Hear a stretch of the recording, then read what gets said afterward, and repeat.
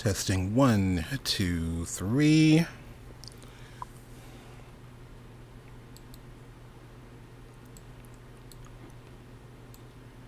Da-da-da-da-da-da-da-da-da-da.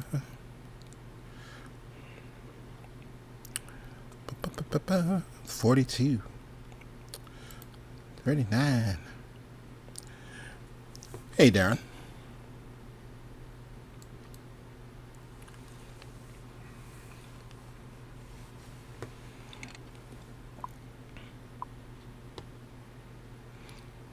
Awesome, thank you. Skipper Wing, what's up?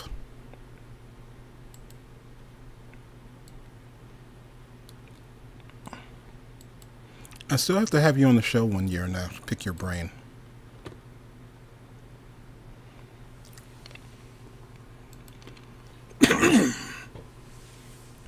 So just getting a few things set up here. Pretty excited about today. Marion Howard, how you doing? What your name is? Please pardon my vernacular.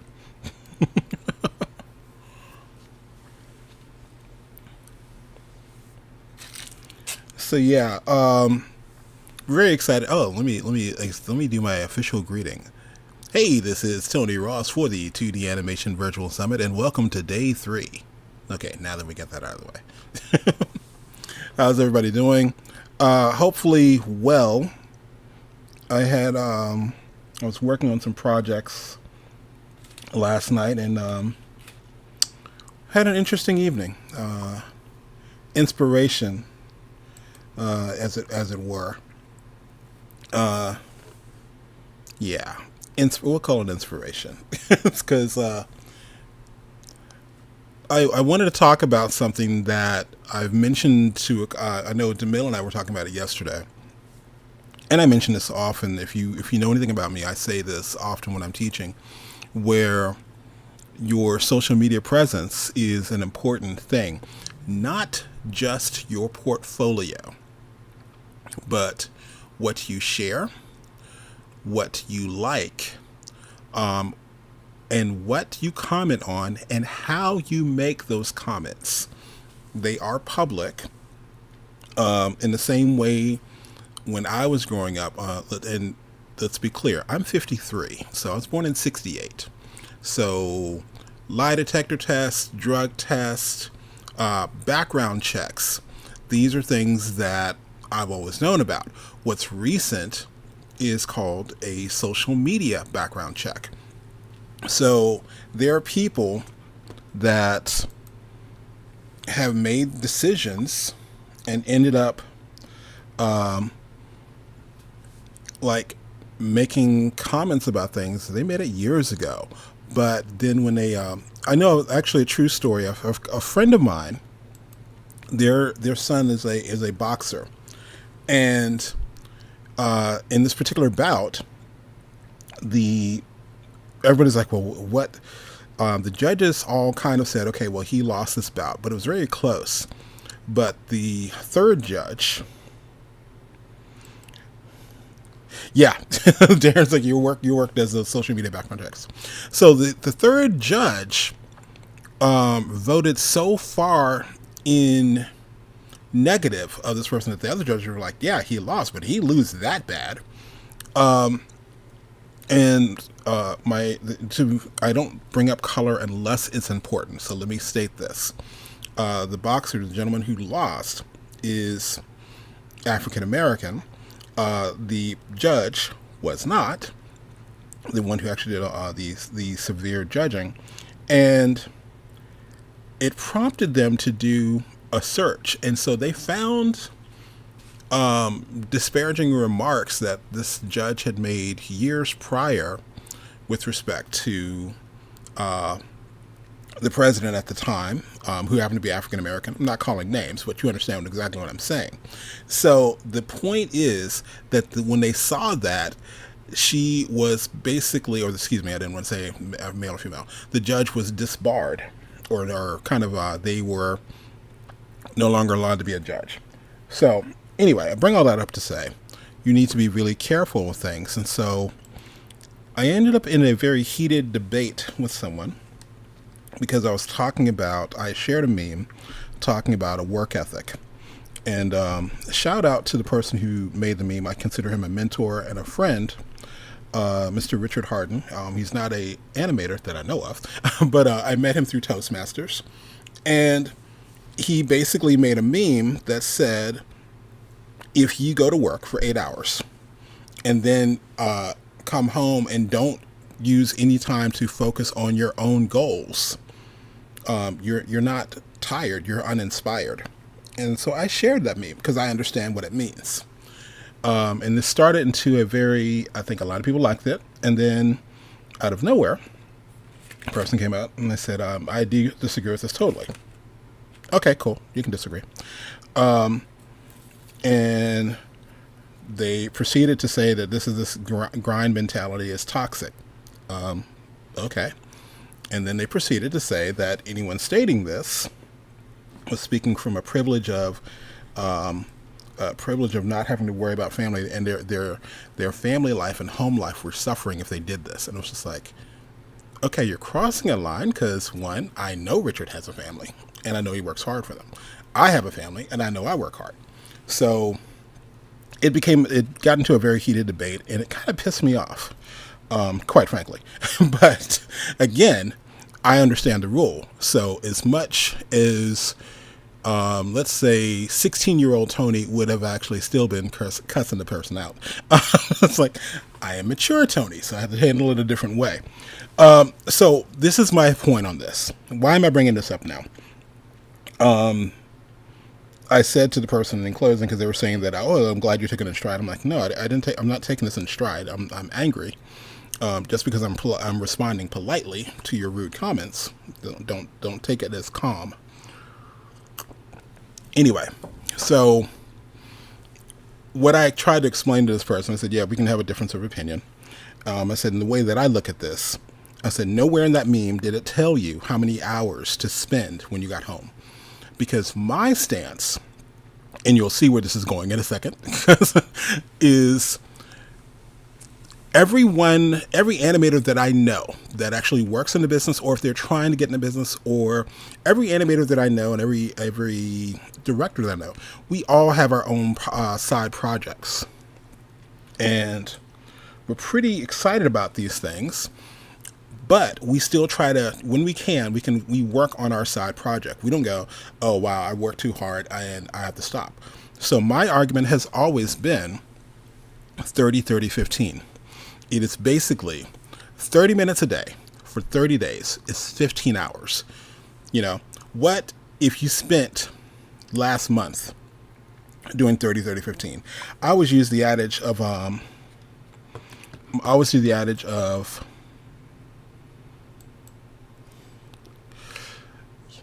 thank you, Howard. It's like, I always do the adage of, it's like, if I had spent that 30-30-15 last month learning Blender, which I've been talking about doing since I was teaching college. It's like, or learning Spanish, again, stuff that I've been putting off for years. What happens if you spent, think about it, that thing that you've been putting off last month, if you spent 15 hours toward it? I mean, by the way, and if you're doing the math, it's 180 hours every year. So, meanwhile, they kind of tick me off, and I was thinking, I said, I really want to talk about that, and not mentioning their name, because I don't think their behavior deserves me speaking their name. I thought it was out of line. And again, I think I'm not saying that no one can disagree with what I'm stating. I said there's a way to disagree with people without being disrespectful. But I will tell you this. What was exciting about that is I was sitting down and I said, oh yeah, that reminds me. So, because I was literally telling them, the 30-30-15, that's where I come from on this. So I'm going to share something with you. And it reminded me of one of the first things I built using Toon Boom software. At the time, it was called Toon Boom Animate. Yes, if you know your history, before Adobe had, quote unquote, Adobe Animate, Toon Boom had Animate. So I'm going to share something with you. And this was done, I believe, in, I want to say 2012. So give me a second. First, I'm going to show the little infomercial that was made. Hey, remember that thing that you're going to do, learn, or try if you could ever find the time? Guess what? Even on your busiest day, you have 30 minutes somewhere to spare. You know what else? 30 minutes a day for 30 days is 15 hours.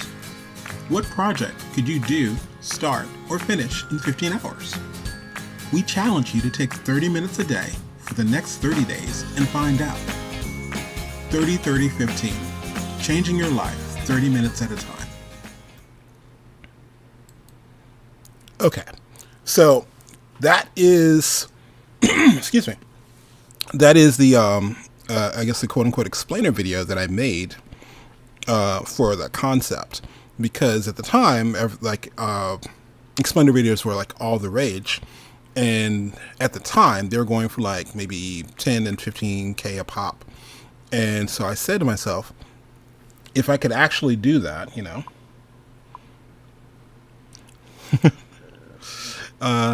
Thanks, Darren.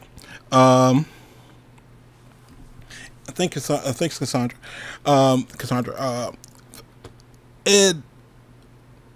I said, if I could actually pay a company, you know, what should it look like?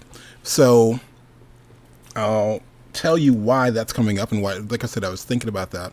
And as I started to calm down right before the summit, I realized one of my ideas was to redo that. And I was like, ooh, I did plan on redoing that. So I'm going to show you something. And again, this is that, you're going to see the pitch again, but right after it, excuse me, you'll see the thing again, but right after it, you'll see something else. Hey, remember that thing that you're going to do, learn, or try if you could ever find the time? Guess what? Even on your busiest day, you have 30 minutes somewhere to spare. You know what else? 30 minutes a day for 30 days is 15 hours. What project could you do, start, or finish in 15 hours? We challenge you to take 30 minutes a day for the next 30 days and find out. 30-30-15. Changing your life 30 minutes at a time. Hey, this is Tony Ross for TonyTeach.com, and what you just watched is what's called a demo or an explainer video that we created for the 30-30-15 project. But more importantly, it is the subject of Volume 2 in our Anatomy series, the anatomy of a 30-second short using Toon Animate. In this DVD, we will take you step by step on how each part of the animation was done, from animatics to head turns and eye blinks, animating the time elements like the clock, the calendar, and the hourglass, and last but not least, creating cutout puppets. The DVD will release in October 2012 for $25, but we are now taking pre-orders for just $15. We will keep this price until the DVD is released in October. But for the first 100 orders, we have an instant bonus download of the first tutorial and puppet in our Toon Animate series, Animating Robots, featuring the artwork of illustrator Chris Cartledge. So click below to pre-purchase the DVD or download of the Anatomy of the 30-Second Short, Volume 2. And remember, keep it simple, make it perfect. And if you don't have time to make it perfect, rethink the idea. Have a good one. So yeah, in short, to make a long story long, I would like to thank that nameless person who decided to go on this interesting verbal tirade. And mind you, that was the first, to the best of my knowledge, it was the first time they ever posted on my page. We've been Facebook friends for several years. And I was like, really? Your first post is this? What's wrong with you? Anyway, I would like to thank that nameless person for inspiring me and reminding me that, yes, I am going to redo that piece. If you looked at that, if you know anything about Toon Boom, I was animating without using pegs. I was definitely not using the node view. And I'm excited about redoing that. I'm probably going to do it in the UPA style because I really like the UPA style. So that'll be coming up probably announced later this month. So yeah, kind of excited. Meanwhile, so today we have an exciting lineup. We have my friend and colleague, Mr. Joanna Davidovich, and I love her energy and vibe. She's so cool. After that, we have. I was trying to figure out what to call him. I said living legend, and literally in the video, he said the old wrinkly in the corner, Master Tony White, Jedi Master Gandalf, whatever you want to call him, Tony White. And if you have no idea who Tony White is with respect to 2D animation, please go Google it. I'll tell you one thing. His first job, or one of his first jobs, he was an apprentice to Richard Williams. And again, if you have no idea who Richard Williams is, yeah, Google that as well. So Tony White, animator, Richard Williams, animator. Just Google those if you have no idea who those people are. But exciting things is Tony's going to be our second one today. And I want to say Tyree Morrow is going to be, I think he's third up. And then closing out the day is my good buddy, Mr. Tony Grillo. So, meanwhile, I'm going to go ahead and dive in here. And we'll start with Joanna and get that going. So,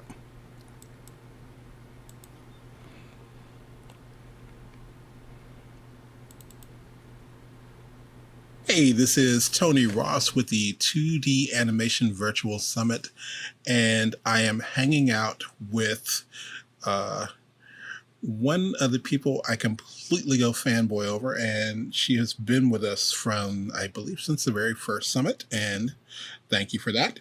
And it's always a joy, always a pleasure. Thank you for asking. Definitely. And as big of a fan as I am, I only because I never call you by your full name. Joanna, and is it Davidovich? Did I do that? Oh God, cool. It's like I hate messing up people's names. Yeah, I am huge fan of not only your work, but I learned a lot of technical stuff from you, and learning stuff about things like Restream and all the stuff. It's like, wait, you can do that? Really? Cool. So it's always like I said, always an awesome pleasure hanging out with you, and you're just like this bundle of joy, and not to mention you draw circles around me, literally. So it's like, thank you. I'm brambling, one of those. You're rambling. You're just a rambling man. So yeah, I want to welcome you, and we've talked about this before, but I wanted to at some point I'm going to share some things with you. I wanted to show you I was playing with brushes in Harmony, Toon Boom Harmony, and I thought, I've got to show this to Joanna because we had this huge conversation about this. So anyway. I remember you saying that, yeah.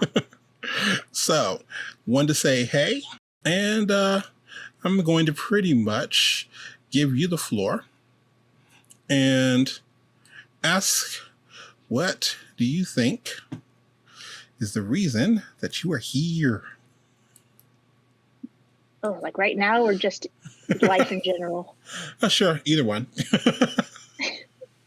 Well, I'll start with the big picture. I think that we are here to find a purpose in life, dedicate ourselves, and find happiness and contentment through that. Why I'm here right now is because you asked me, and I was delighted, Tony. So of course I'm here. Sorry, I apologize. I've skipped lunch, so I'm a little loopy. Oh, don't skip lunch, bad Tony. Bad. Well, I'm saying bad. I'm saying bad Tony because it's like I know I did that today. I think I skipped breakfast and then tried to teach with that. So yeah. Oh, things get real fun when you're lightheaded. Yes, it's like, what is that? You have the like. Oh, like what? Did I just say that out loud? It's like, great. So, what have you been up to? Oh well. I am just trying to keep. Now I'm tongue-tied. That's the most basic question. I don't really have an answer for it.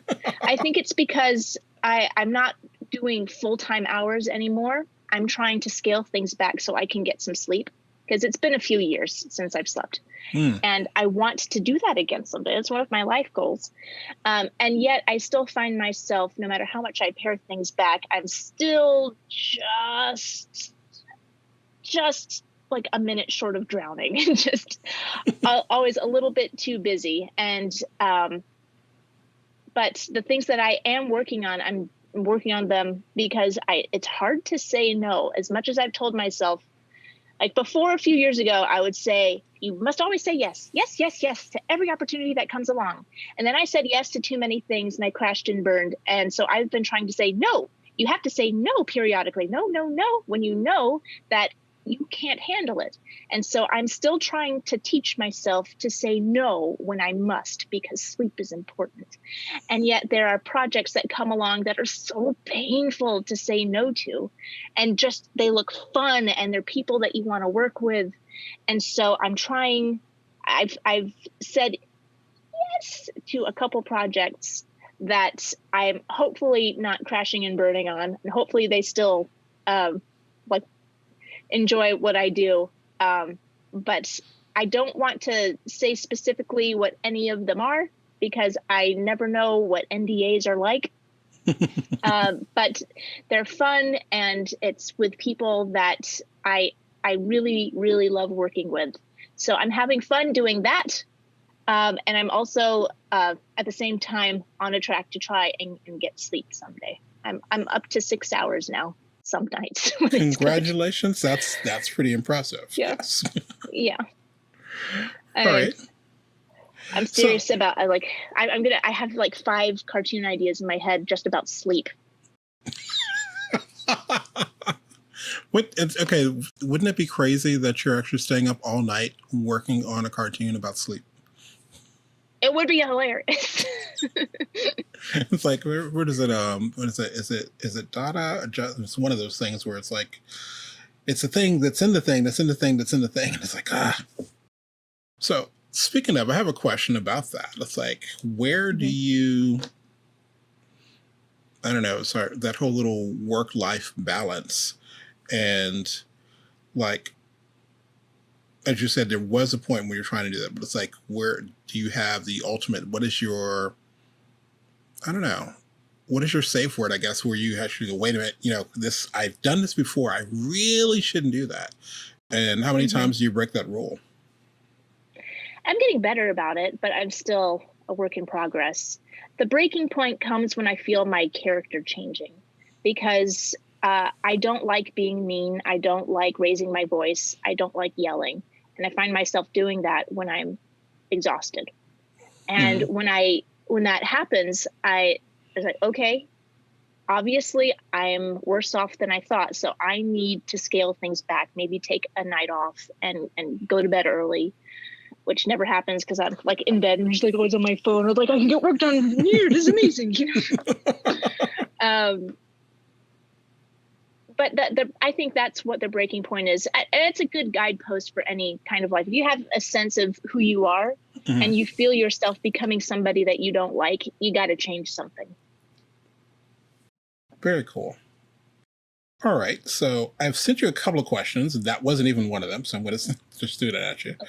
So I should probably pull them. Nah, surprise me. I'll surprise you. So I have a question. What do you think is the biggest misconception that people have about becoming an animator? The glamour.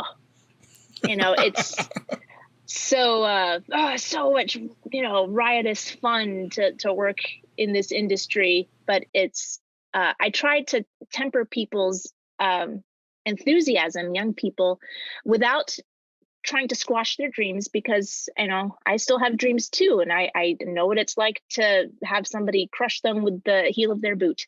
But you have to go into it knowing that it takes a lot of exhausting dedication. And I say it like this: you got to be crazy to work in this industry. If you're crazy, it means you're not able to do anything else. Like if this is what you are meant to do, this, you got to do it. But you have to it's not going to be a laugh a minute riot. It's not going to be feeling appreciated for what you bring to the table all the time. You're going to be a cog in someone else's machine for a long time until you can't take that anymore and you find a way to express your energy in your own personal projects.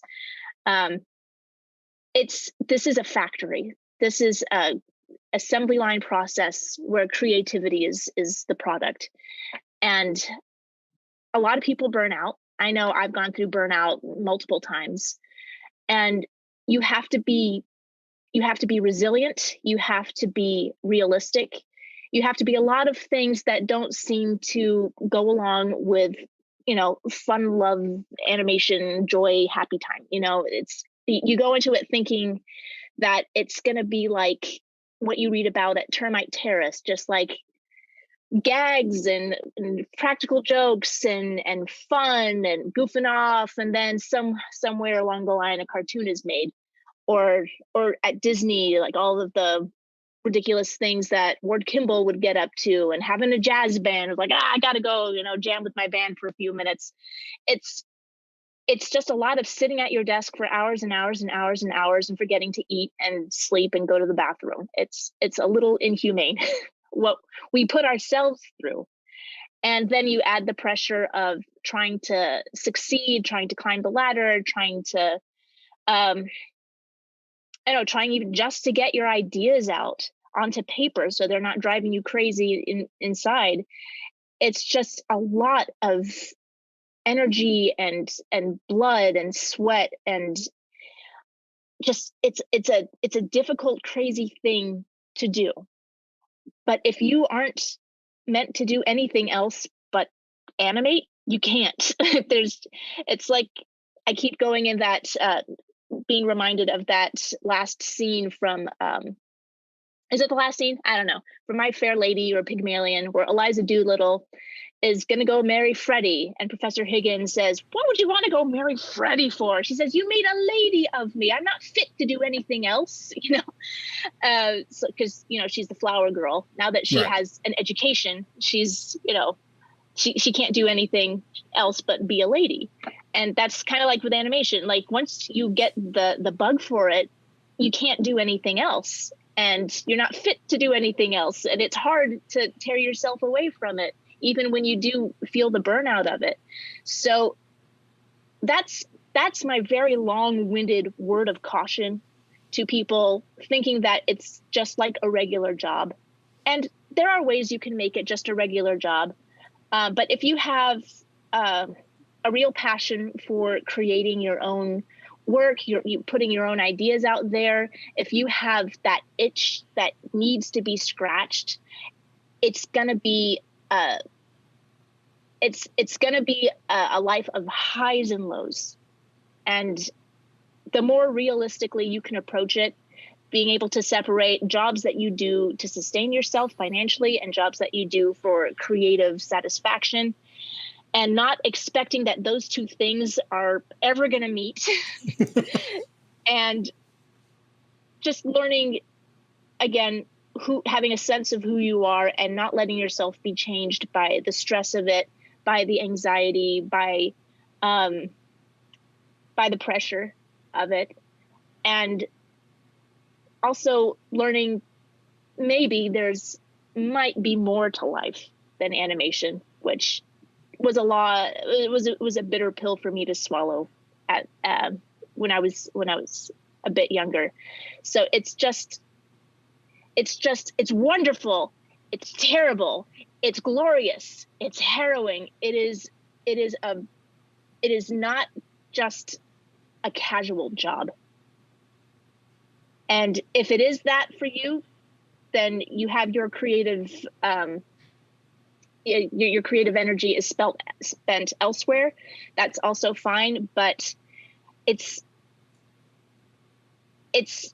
different when you're in it than when you're dreaming about being in it. And I hope that's not too discouraging. And I wish I'd sort of written that down so I didn't ramble as much as I just did. But I hope that sort of expresses just like the weird cacophony of having a career in a creative industry like this. It takes a lot of emotional energy. Let's say that too. Cool. Yeah. No, as usual, no, you're not rambling. You're saying the things that, honestly, it's the reason why I even do the summit. I think a lot of, I could say our field, but I don't consider myself an animator, but that's another story. A lot of what happens in this field, and art in general, I'll say that, is everyone is talking about, oh, it's about unicorns and rainbows, and you get to actually paint and animate your dreams. And it's like, no. It's like, No. can you tell people the other part? Tell them the other part. And so Yeah. I always find myself kind of, when people go, hey, my kid's thinking about going to art school. Can you talk to them? Are you sure you want me to talk to them? Don't go to art school, number one. That's Like, a big waste of money. So yes, no, that is awesome. And that is, I ask you questions and then I'm reminded, oh, that's why I'm always going, hey, can you do the show again this year? That'd be great. Because you have all these awesome answers. And it's just like, that is beautiful. People have to hear this. This is awesome. Thank you. Oh, maybe I gotta listen back to what I said. Maybe come up with a paragraph that makes sense and doesn't go on for 30 minutes. No, I think it still works. I don't know. I think Okay. it made total sense. Well, if you like it, then it's perfect. It's fine. Thank you. Oh yeah, so no, trust me. Like to what is the Southern phrase? Like, oh, bless your heart. Thank you so much for that bless answer. your heart. Thank you for that answer. Moving on. Well, we're going to wrap up now. It's like, okay, seriously. Do you prefer working on animations that are more kid-oriented or more for an adult audience? That's such a complicated question for me. Oh my gosh, I don't even know how to express that succinctly, so I won't. So with adult animation, I have a little bit of wickedness of my sense of humor, which is allowable in adult animation. However, in adult animation, they don't like any sincerity. I've discovered they don't like. I've also found that adult animation, they don't like animation very much, which I have. I've gotten notes about that when I work on more adult things. Just like that the acting is too cartoony. I'm like, it's a cartoon. it's a big expression that you want here. So, and the note I always got was just like, make the acting subtle. I'm like, you mean not move? They have to move. It's animation. Oh well. And on the other hand, I like joyful, exuberant, joke and gag filled animation, which weirdly enough doesn't have a home in animation geared to very young children either. Also, I get the note, this gag, might make kids uncomfortable, or like I had like a character go like, yes, and they were like, oh, that gesture's too aggressive, and I'm like, really? Okay. So they're like two extremes right now, and I find myself as the eternal oddball where nothing I like is what other people want. So I don't really have I find I like to draw expressively, so I find more of a home with children-oriented projects than I do with adult-oriented projects. But still, there's a lot that I can't do that I want to do. And remember when I talked about a few minutes ago in my answer that there's a lot of like emotional strain that goes into this career as well. That's what I mean, where you're trying to serve someone else's needs. You're putting your best effort forward, but even though you beat your head against the wall, you still can't deliver what somebody else wants. It's their vision, it's their goals. And as long as you're trying to make someone else happy, it's hard to find your own satisfaction with what with your ideas, because there's been like so many so many times I was very precious about a scene I was working on, and I was so proud of it, and just everyone just hated it so much because it's like, did you look at the reference material? Did you? I'm sorry, I thought you'd like it because it made me laugh. Sorry, I'm a bad animator, terrible. I won't trouble you again. I will be a good animator. I'll be a good girl. So I still haven't quite found that magical project that there was one job I remember where I was boarding, where they loved all, like, whatever crazy idea I had, they wanted, and they wouldn't use everything, but they never, wagged their finger at me for being too crazy.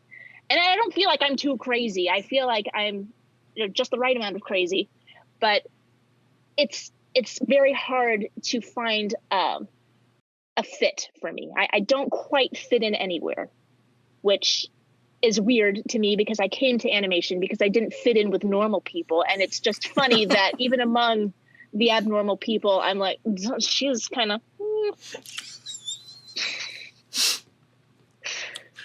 So I hope that answers the question. It does answer the question. And I'm glad that you are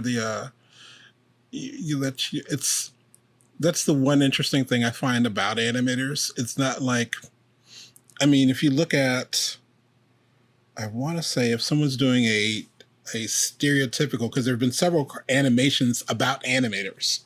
And so they always have the little stereotypical ones like, oh, well, there's that guy that's always collecting figures and he plays D&D. And there's this. What I love about you is like, no, you're not a stereotype. It's not like I can go, oh, you're this. You're Joanna. And it's like, I'm just looking to see if any of my figures are in view. they're back in the glass case. So they're not quite in view now. You're good. No. But yeah, it's just that, I have to send you a link. I don't know if they still if they're still out there. There was a movie I used to show my high school animation students. It's called Animation Runner Kuromi. And it's this whole thing about this young lady. She'd gone to anime school and she's like going to one of her favorite places to work, but she's going to intern there. No, it's her first job there. And so she gets there the first day and the production manager meets her and says, oh, good. They said I couldn't quit until you got here. So she's instantly the production manager. And so it's just, it's an awesome movie. Write that down. Animation Runner Kuromi. Okay. How do you spell Kuromi? Like Kuromi. And there's two. That is not how I would have guessed it. I'm glad you spelled it for me. Like Animation Runner Kuromi. And it's, have you ever seen Golden Boy? I don't think I have. It's an older anime. It's very inappropriate, extremely wrong about so many things, but it's also very hilarious. And the last episode is all about how they make how the animation industry works. And I thought the first time I saw it, I thought I was just about gonna die from laughing. It was so funny. So if you ever come across Golden Boy, don't judge me too harshly for liking it. Okay. But that last episode is just, it's wonderful. Coolness. All right. What is your favorite and or most used animation tool? Animation tool. Well, the one I use the most is Flash, Adobe Animate. But I hate it. So my favorite is TV Paint for sure. Okay. I was waiting for you to say pencil. That was interesting. An actual I have not drawn on paper in ever so long because I've just been trying to. Well, my big excuse for the longest time was it took a year to unpack, and I still have so many boxes, and I'm using all my sketchbooks just to make notes of things to draw. Because all of my time that I have for free, all of my free time, that's what I mean, is done. I spend it doing my live streams because I'm working on Total Request Live sketchbook. And so I'm trying to get as many sessions done as I can so I can fill up that sketchbook and get that project done, because it's been in my brain for too long. But I really miss drawing like you wouldn't believe, like on paper. I draw with my daughters sometimes, but it's just, scribbling around for fun. But what I'm using now is almost exclusively digital. And that is not by design. That is just circumstance. Like right now, everything is about getting things done most efficiently and quickly. But once I start, finding a moment in the day where I look around, I'm like, I don't have to be anywhere or do anything. I can just draw for myself. Or if I figure out a streaming setup where I can stream live my drawing in analog way. Yes. But I keep looking around trying to figure out how do I set a camera up, like, because I know people do it, but I don't know how they set up the camera, because how does the head not get in the way if it's behind you, and if it's above you, then how do you keep I don't know. I'm not good at figuring these things out. My husband, who's usually the one that sets up all of the equipment in the office, he's busy with 1,000 other things, so I'm trying not to pester him about it. But I do miss the glorious pencil. And if we're talking about big picture, then yes, the pencil is my favorite. The Color-Ace Carmine Red. Well, I will share with you, because I'm literally in the process of redesigning my tiny, because I used to actually have, in our 3-bedroom, I had my own little office, but I'm redesigning my little tiny space right now so I can actually have camera overhead and then hit a button, camera in front or something like that. Not that I like being on camera, but it's like, but being able to show my hand on the Cintiq without my face being there. And then later, if I want to go, hey, I'm going to do some marker or painting, and being able to have it. But there's little trick ways of doing it that is pretty simple. That you could set it up like in a few minutes, so, without actually breaking the bank. Yes, I'll send you the video. So it's pretty cool. Send me that. Will do. So, speaking of, I'm going to do we're going to do a little interrupt this broadcast for. I'm going to share my screen for a second, and again, when people are like, Tony, you're an animator. No, I'm not. I'm a trainer. That is what I am. It's like, because I remember when I was between jobs at one point, there was this studio that was hiring. They're like, well, Tony, they're hiring. And I'm like, I'm sorry. That's way above my pay grade. It's like, I am not trying to embarrass me or you by even suggesting or turning on anything. Okay. This is me looking for where my stylist went to. Do you need me to sing to cover the interlude? I love that. So, what did I do? Where is Tony's stylist? Where is Tony's stylist? Check underneath the monitor that always rolls away. Oh, wow. That has never happened. It's on the floor. For me, it's always. It fell off of the desk. Oh, it fell off of the desk. Oh, now Tony has his stylus back. Now we can proceed. Coolness. Okay. So I'm going to share my screen. La, la, la, la, la, la, la, la, la, la. Let's do share. And we're going to jump over to there. All right. Okay, so the question was, when last we left our heroes. So the argument we were having, not even an argument, we're having a discussion.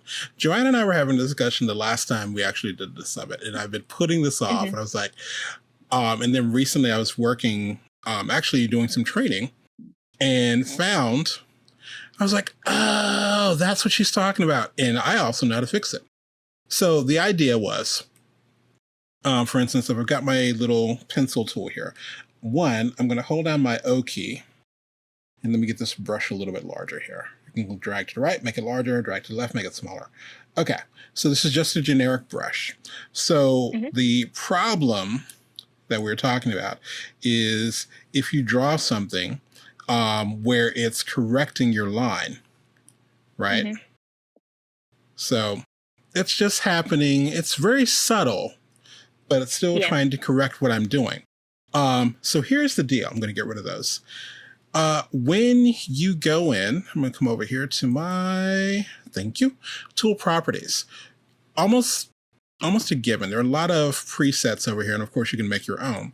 But what's happening is it's looking at the size, but there also says center line smoothing. And by default, it's like at a 5. So that's what you're seeing, that little slight movement that happens right after. For instance, if I crank this up, I'm gonna make it more obvious. Let's make it 20. Okay, so if I try to draw, let me get rid of those. Seriously, dude, quit it. Select all, thank you, delete. All right, you can kind of see a little more of a shift. And let me go ridiculous here. Let's go to 50, maybe 60. So let me try to draw a square. There, there, there, there. That is what you start seeing. Okay, so here's the deal. So how do we make a quote unquote Joanna friendly brush? We take it down to 0 and then go. It's just going to do whatever I put in there. There's no jump. But that's still just one aspect of why I hate drawing vector. I'm aware. And here's the other part. So can I, let me make a new, where are we at? Make a new drawing layer.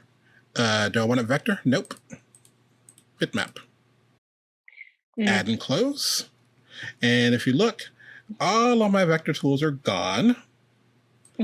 But now I can work with my little brush tools.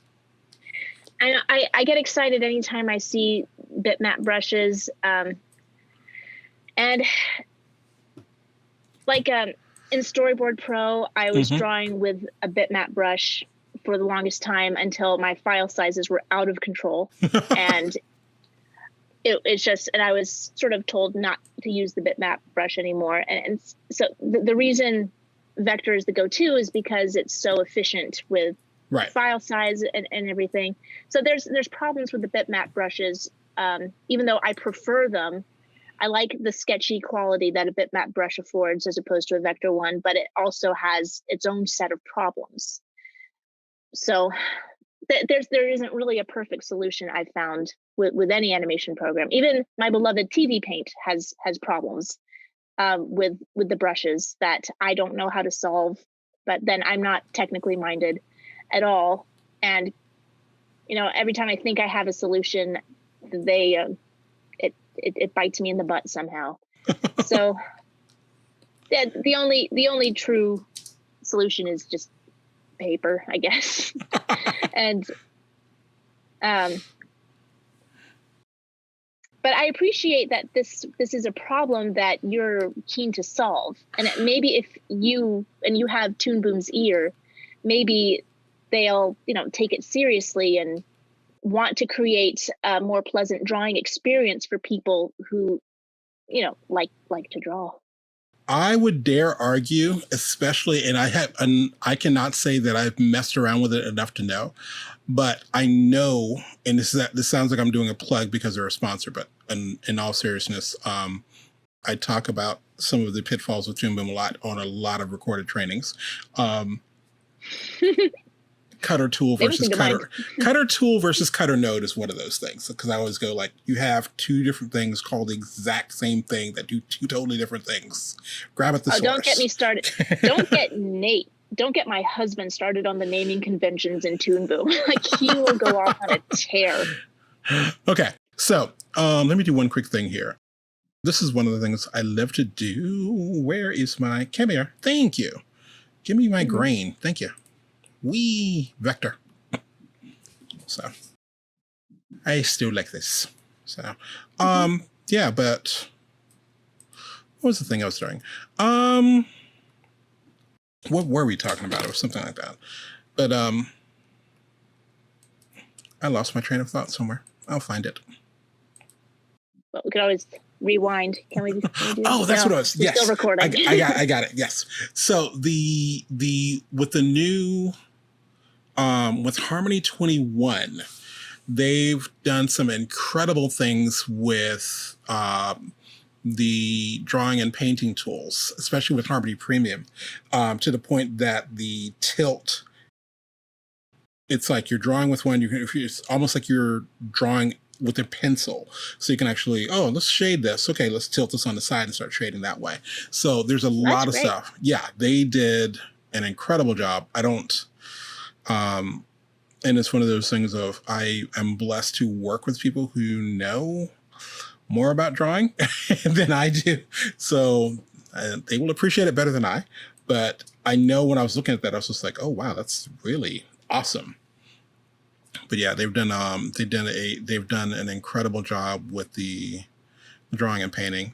So I'm gonna have somebody hopefully demoing that. But yeah, I wanted to actually bring this little guy up and kind of play around with that to show you. But yes, I'll send you, I think, I want to say Mark Andre. He's the Toon Harmony wrestler, whisperer, the guy who it's rumored he might know everything that the program does. I think I saw him do a demo of it, and it was just like, oh my God, that's incredible. I wish I knew how to draw. So it's really crazy. Okay. My next question for you, I'm gonna jump back to your screen, gonna turn off mine. Boom, boom, boom. Stop my sharing. Okay, great. La, la, la, la, la, la. Do you feel that the field of animation is becoming more diverse or inclusive? Now, here's the trick question to that, or my trick answer to any questions that will come up. What do I mean by that? Do I mean this, or this? I mean whatever you think I may. Ooh. Well, I think that the animation industry has ballooned in the last decade and beyond. Like it's more robust than it's ever been. And especially once like last year when everything was in lockdown and film production couldn't go on, a lot of money got poured into animated productions. So it's like you find, like, I'm turning away more work than I've ever dreamed of turning away in my life. And I can't pass on any work because everyone that I know is completely overwhelmed with work as well.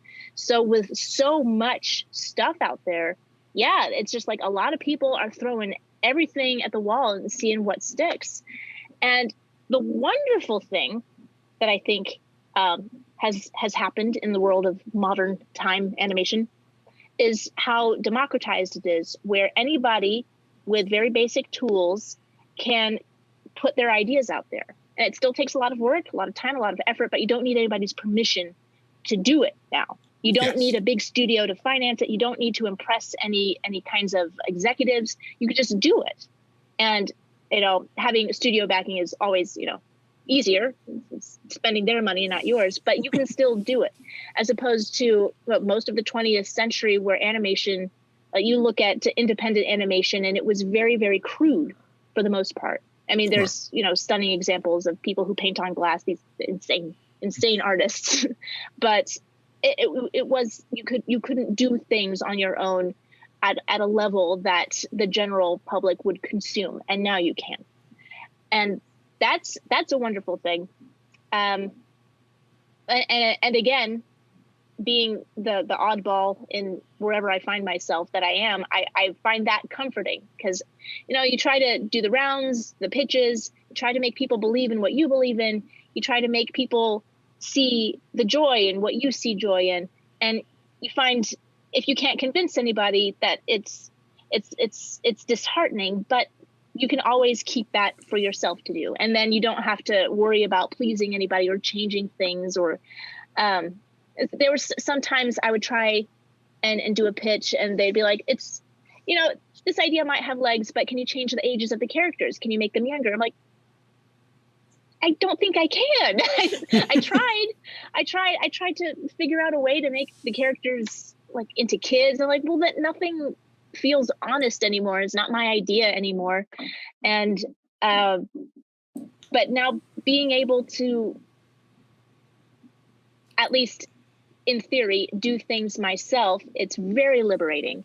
And that's what, that's what I always end up saying to people. It's like, don't wait for permission. Don't wait to be asked. Don't wait to have the red carpet rolled out for you. You can do it. You can do it yourself. Thank you for that. Yeah. That has been my soapbox for, I'll tell you how long that I'll make a comment that I was teaching college at the time. And everybody was trying to like, oh, we're going to actually go work for this particular studio. We're going to work for this particular studio. I'm like, one, how many positions they have? One or two. And then I said, I was telling my class, there's this new video thing. It's called YouTube. And I'm not making this up. This is when YouTube just came out. And I was like, you guys don't have to wait for anyone's permission. You can make your own films, make your own animation, and just put it out there. And you guys should check this out. And I remember like my class looking at me like I had 3 heads or something. And I'm going like, no, just put yourself out there. I'm like, well, I'm going to go work for this studio. Cool. While you're waiting to hear from them, make your own crap. Quit waiting for it. For real. It's like, yeah, it's, so that is, and I say that, and at the same time I have to yell that at myself because like I have at least several projects that I have not brought to light yet. So, but yes. No, I'm the same way. It's just, you have to, be realistic about what you can do in your life.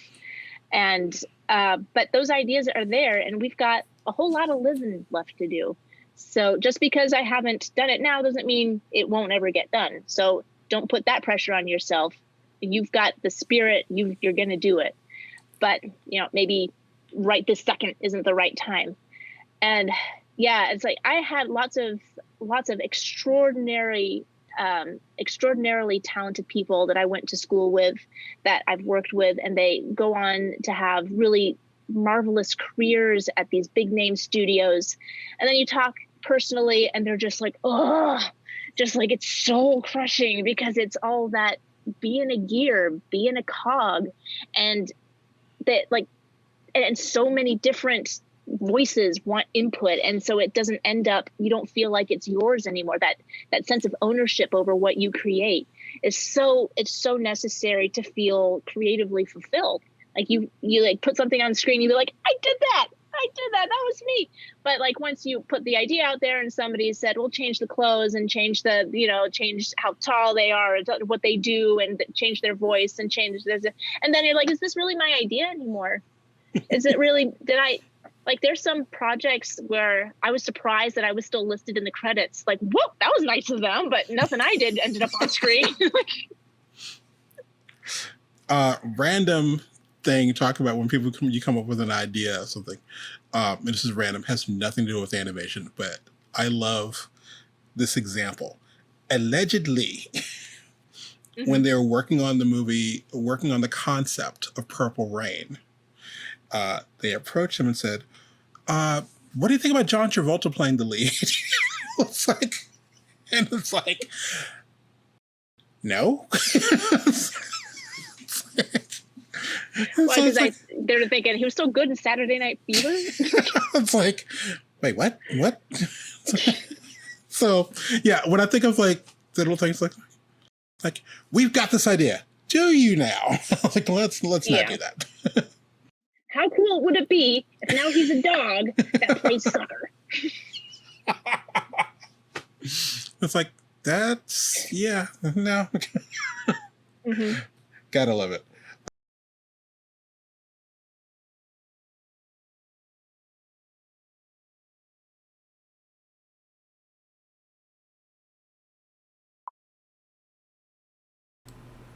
Alrighty. I'm going to take this information from Joanna. I'm going to need thicker skin. Yes, you are. I will tell you that. Yes. And by the way, in case you're new to this, what happens if you're noticing that everything kind of like ended abruptly?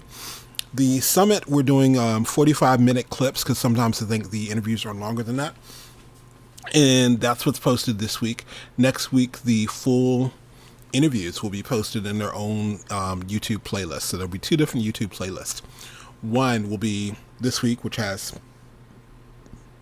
the shorter versions as well as people commenting and things like that. And the other playlist is without me talking in the middle, without commentary. It's just the uncut video, just kind of going through video interview going. Which, by the way, I was trying to figure out, did I want to, for those of you who might be actually sitting with your 8-year-old and going, hey, this is the thing about animation. You get to hear people talk about animation. Letting you know, I don't think I've actually censored any of the conversations. And I'll tell you again in advance. We're closing out the day with Robert Valley, which again, I love his work. But I think the first year we did this, I think I gave Mark Simon the Ralphie Award, as in Ralphie from A Christmas Story, as in soap in his mouth. So I think Mark Simon got the Ralphie Award that year. But this year, definitely, I think it's a tie, honestly, between Roberto Rodriguez and I want to say Robert Valley. I think Robert won. But I say all that to say that none of the stuff is censored. It's if language bothers you, just letting you know. We're dropping F-bombs here and there, breaking out the Samuel L. Jackson thesaurus, crazy stuff. Meanwhile, so coming up next is Mr. Tony White. We'll be bringing him up in about 15 minutes, keeping an eye on my time here. Let's see. What I want to do. Where is my harmony? There you are.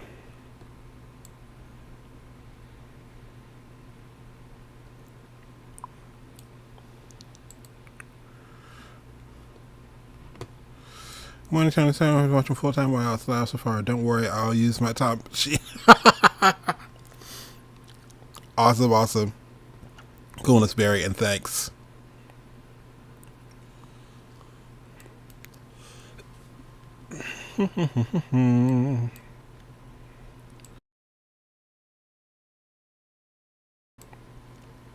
Man, the my allergies are kicking my butt right now.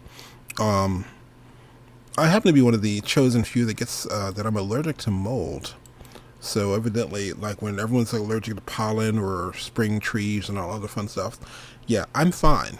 But this is the time of the year where that gets really high. So I'm a little under the weather because mold in Atlanta is very high right now for some reason. Like, yuck. Okay. Did I do that rocking back and forth? Cool. I feel like doing a Karate Kid. Do I want to do a Karate Kid with this little dude? La la la la la la la la la la la. Can we? Will you? Won't you? I think I'm going to do a couple of things. So if I save this out, I'll save this as an action template. I think. We go to the library. Go to December.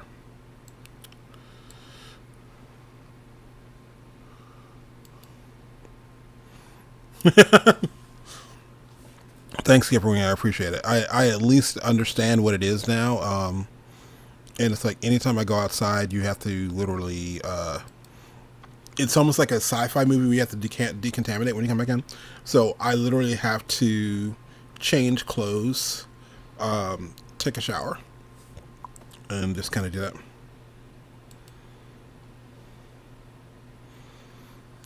Oh, cool.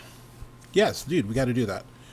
Don't know if you're a vegetarian or not, but we'll try to hit something either meat wise or mushroom wise. One of those mushroom spores. Da-da-da.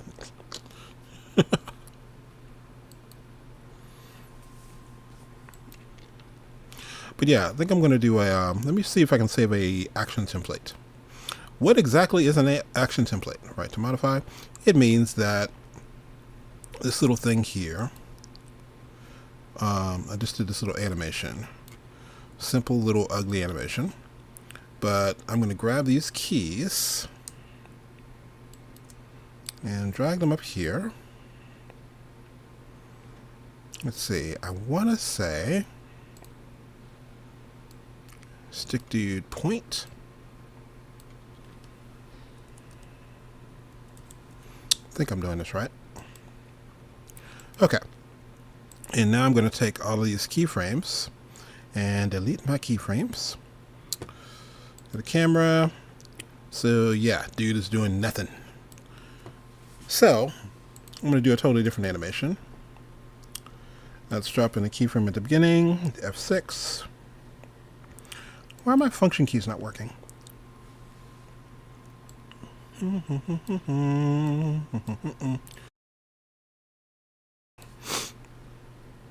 And let's go to this next frame.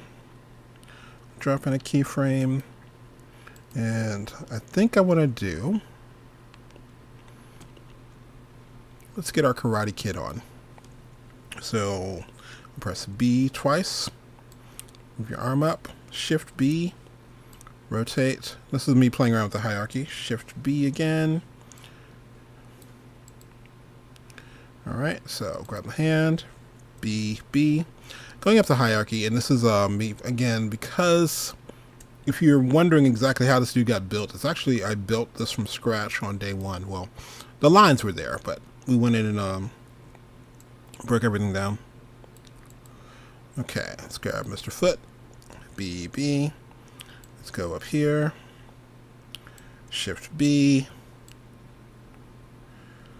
Alright, kind of cool. Let me see if I can get away with the following.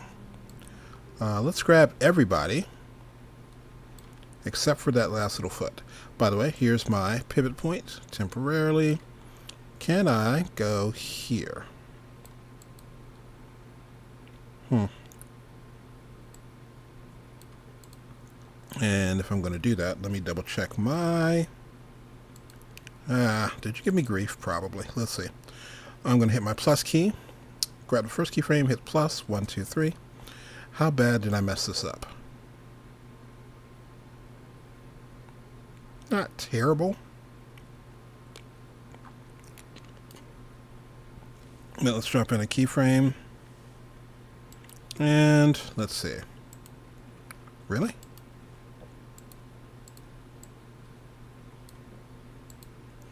Wait a minute. What's up with my node view? Why are you being weird? Go all the way out. So this is where the node view comes in handy, because at least I'm going to go. Thank you. Can we shift you this way a little bit?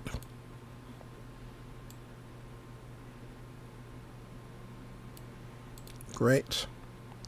Grab the arm. BB. Why are you rotating weird? Because you shouldn't be.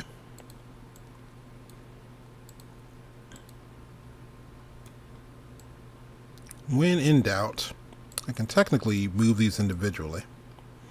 Not that I like doing that. But that's the beauty of setting up your rig this way.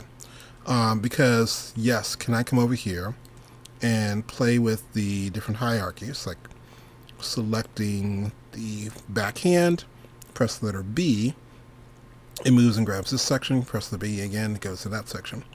But I can also still grab the individual pieces.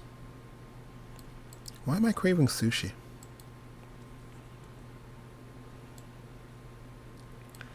Let's go there. Hey, what has happened to you there? What is up with that? So when in doubt, always drop in a keyframe and go, dude, can you fix that?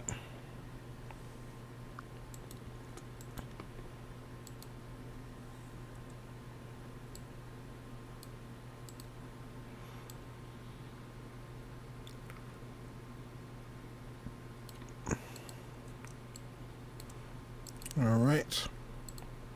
Go foot, B and B. Can I bring you down just a little bit?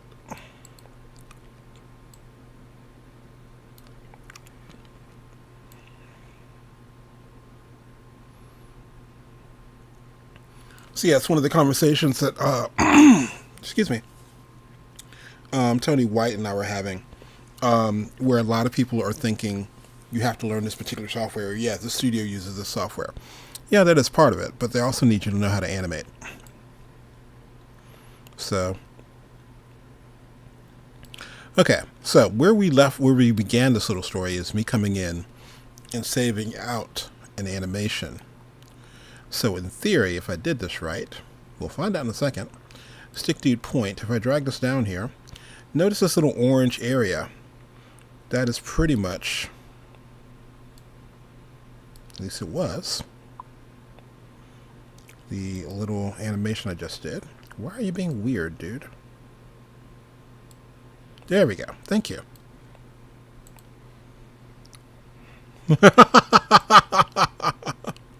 Yes! It's hilarious. Thanks, Darren. No one can beat this animation.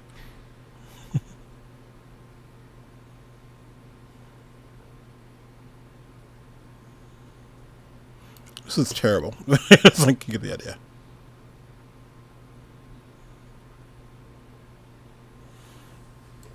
Let me give him some space between those two things. Let's go 1, 2, 3, 4, 5, 6. And then I'll do Command K to give me a tween.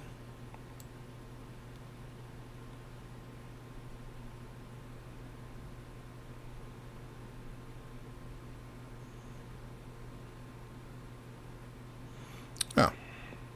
Did I do the wrong one? I think I did. Let's go 1, 2, 3, 4, 5. Okay, let's try this now.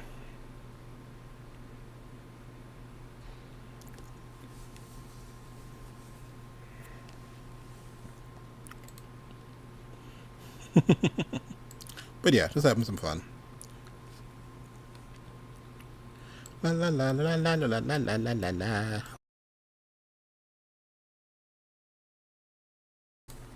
So yeah, if I were teaching this, and if I were teaching this for a group of students, so let's say if I had 12 students, I'd give the once you have the little rig, everyone's using the same rig. Let's say each student gets 5 seconds to have their character dance to a beat, and wherever that one student ends, you know, that's what the next student picks up. So it's like that little campfire thing of like, okay, you tell part of the story, then you tell the next part of the story, and so on and so on.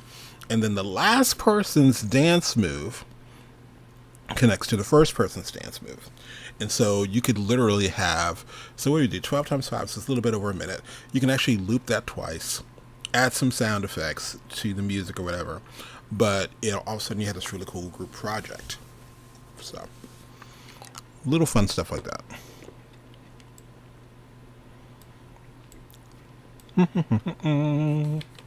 All right, where are we on time?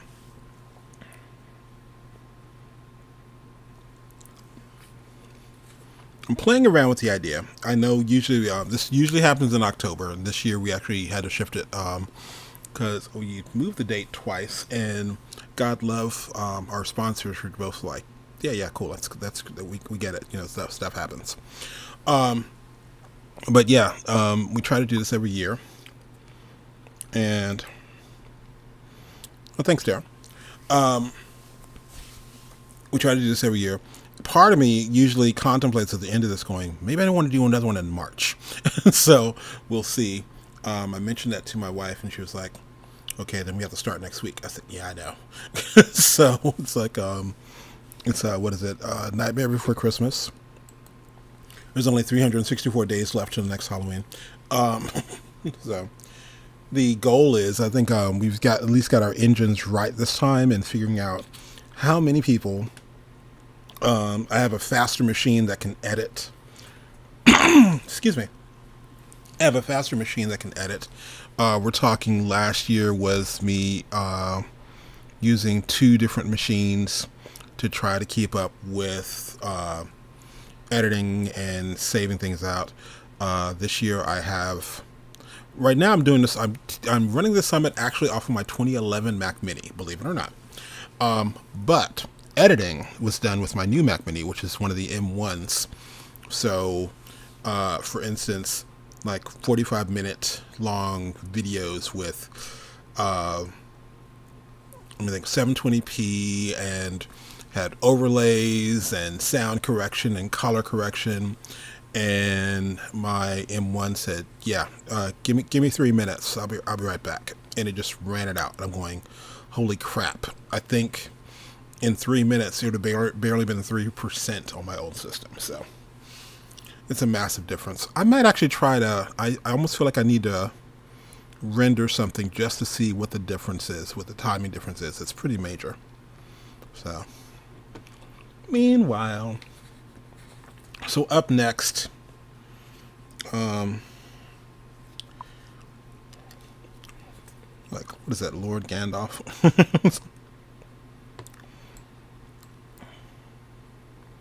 I want to say that Mr. Tony White is going to be here.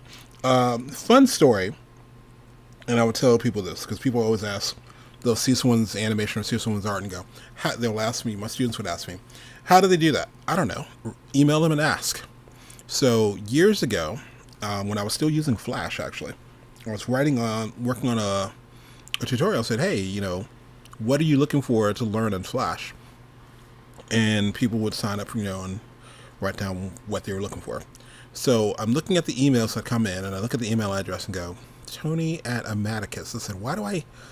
It's like, I'm sorry, I'm calling out. It's not Amaticus. It's not the real name. But let's say this. I saw the name pop up, and it was like Tony White. I was like, why do I know that name? So I start looking up and going, holy crap, Tony White is on my email list. So it's like, it freaked me out for a bit, but and that was years ago. And so we started communicating back and forth. We're Facebook friends, and I don't know. It's what is it? What's that? What I call him, Gandalf yesterday.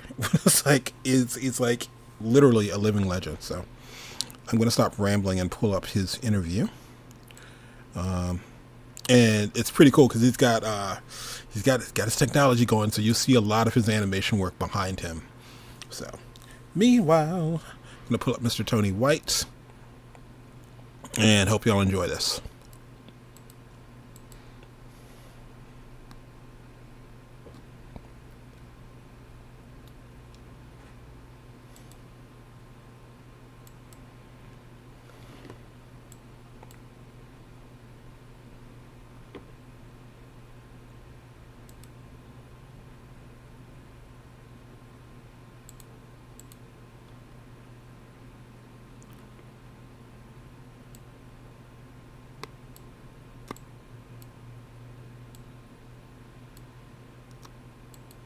And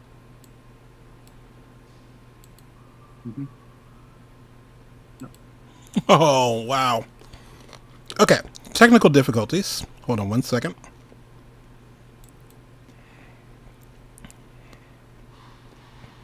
So give me one quick second. I need to locate something.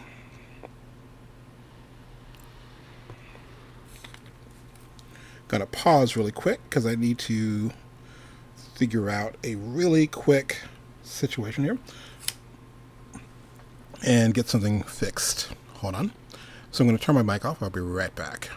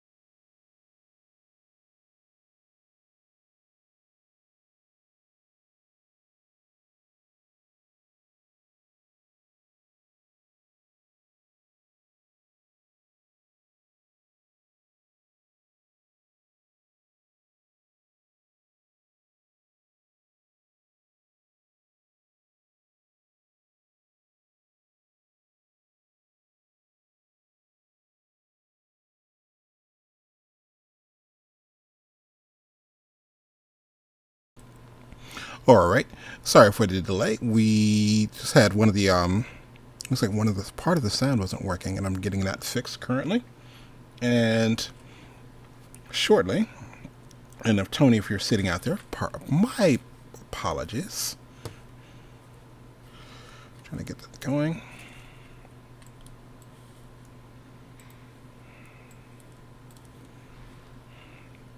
All right. A few more seconds here, and I'll get that movie started.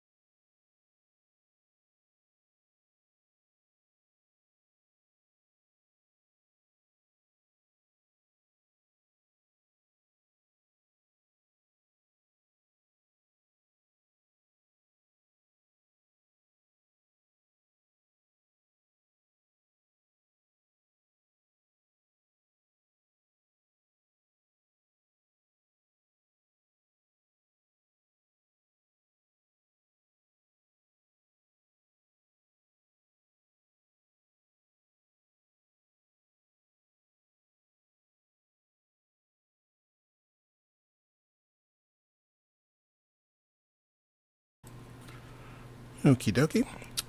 It's a few minutes more as I am playing DJ here and catch up.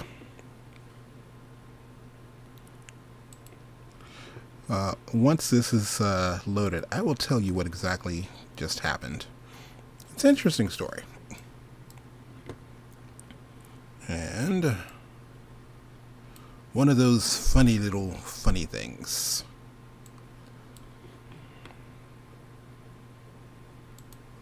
Just trying to locate a little file here. Like, what happens when you load the wrong file? Fun stuff.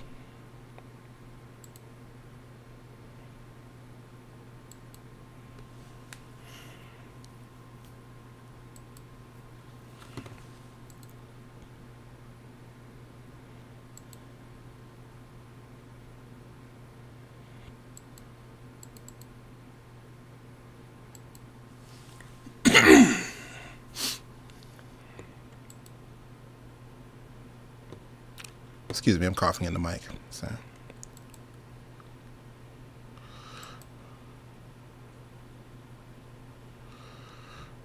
So while I'm doing this small talk, Barry, where are you from? Where are you currently? I think we know where everyone else is so far. Why aren't you loading? Load.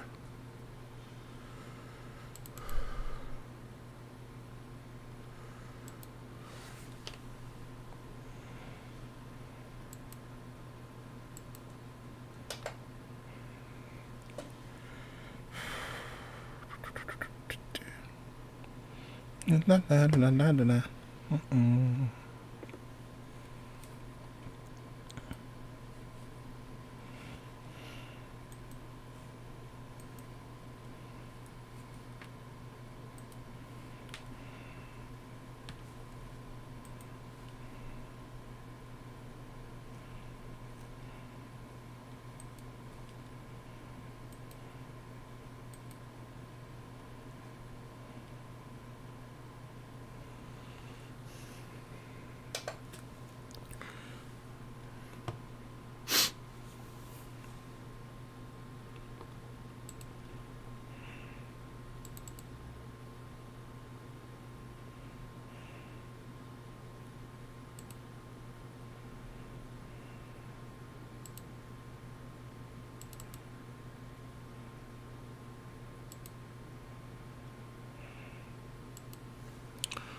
Okay, that is not happening right.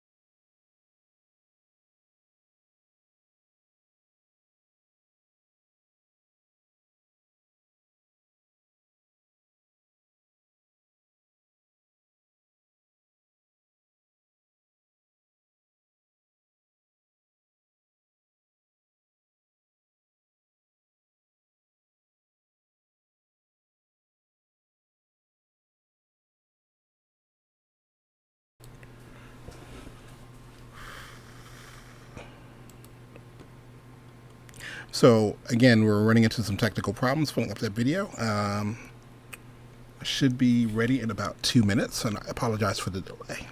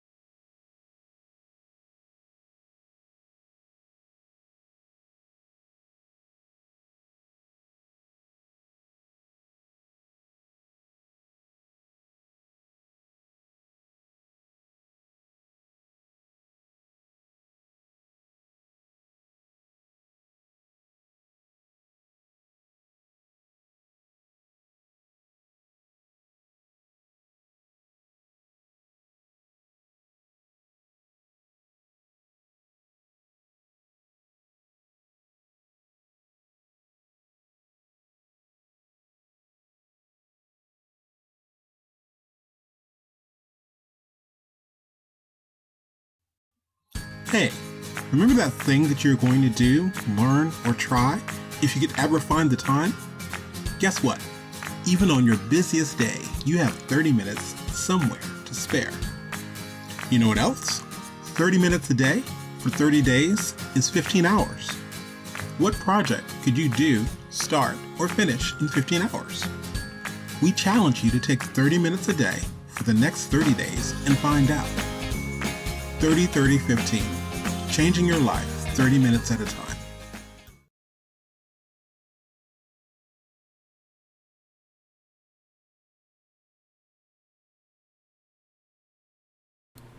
Okie dokie.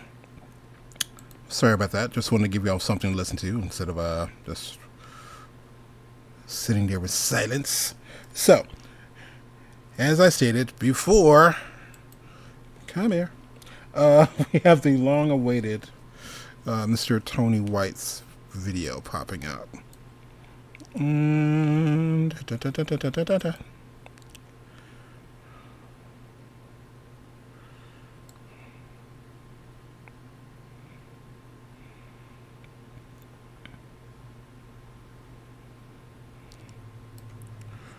All right, where did that folder go?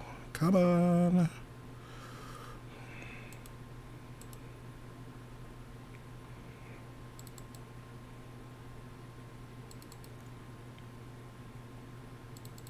Ah, there you are.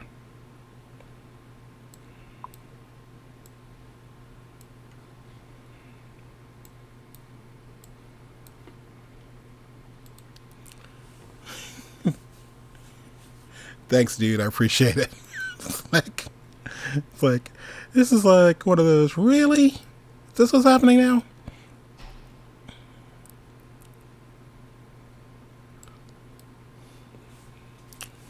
So yeah, I think Tony's is about, I think it's right at 45 minutes is where we actually did the cut. But it's awesome. I don't talk much because he is such like a wealth of knowledge, and it's really, really cool.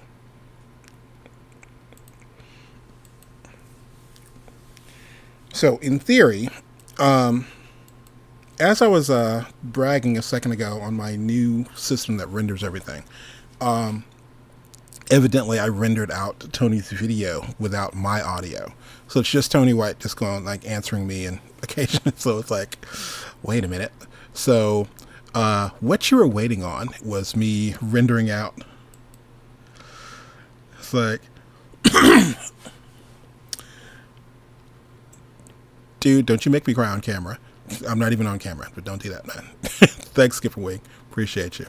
So me bragging on my my new computer, I rendered out evidently Tony's thing without my sound. I'd actually had it on mute, and I didn't catch that. So what you just were witness to, why were you waiting? Because I literally jumped over to my other computer while occasionally talking to you and re-rendered out a 40-some minute 720p file. So that just happened. So here is a freshly rendered, hopefully working, video. And this is me with Mr. Tony White. Hey, this is Tony Ross for the 2D Animation Virtual Summit. And I am here with... I don't want to ever be referred to this, but please understand this is with love. Living legend, Mr. Tony White, old veteran. Old veteran. Okay, cool. I'll go with that. So yeah, and again, I was Tony, as I was saying to you earlier, and I'll tell everyone listening, it's still, I love doing the summit because I get to totally go fanboy on my heroes, and your book is definitely one of those that I kept running to the library and checking out until I finally got my own. It's just like, and it's still on my shelf. So it's like, welcome, sir, and thank you again for joining us. This is I think you've been with us every year so far. So I'm not sure every year, but it seems like we do get this regular get together, don't we? Yes, definitely. It's which is fun. Heavily agreed. Yeah, and it's, I think yours is besides the, what is it, the Preston Blair. It's one of the earlier books that people are talking about. Of course, the Animator's works with the Workbook, that people always loved, and I wanted to talk shop with you because you're kind of my I'm trying not to make this sound like I'm trying to trying not to make you sound snobby or anything like that. But you're my 2D animation moral compass. So literally, I remember early on when I'd make something and I'd send it to you. And I think I had like a little character was kind of rough, and you go, well, I like the line weight, or I like the multiplane. And I was like, he's telling me that the animation sucks, but he's not telling me that. So it's like, so I love that. And I love the fact that we can chew the fat and talk about the industry and what's missing and what needs to be done. So it's one of the definite reasons why I always want to meet with you for the summit. So great. Glad you chose me. Yeah. You chose me, sir. Okay. Thank you for actually doing this. This is awesome. So let me know what you've been up to. Well, what have I not been up to? Living normal lives is not, but I guess none of us with COVID are living normal lives anymore anyway. But to be honest, COVID's not changed my life at all. It's almost validated it because I'm a workaholic, and I'll work 7 days a week in my studio room where I am now, and I'll just keep working. And I always felt guilty about that because you tend to neglect people, and not deliberately, it just happens.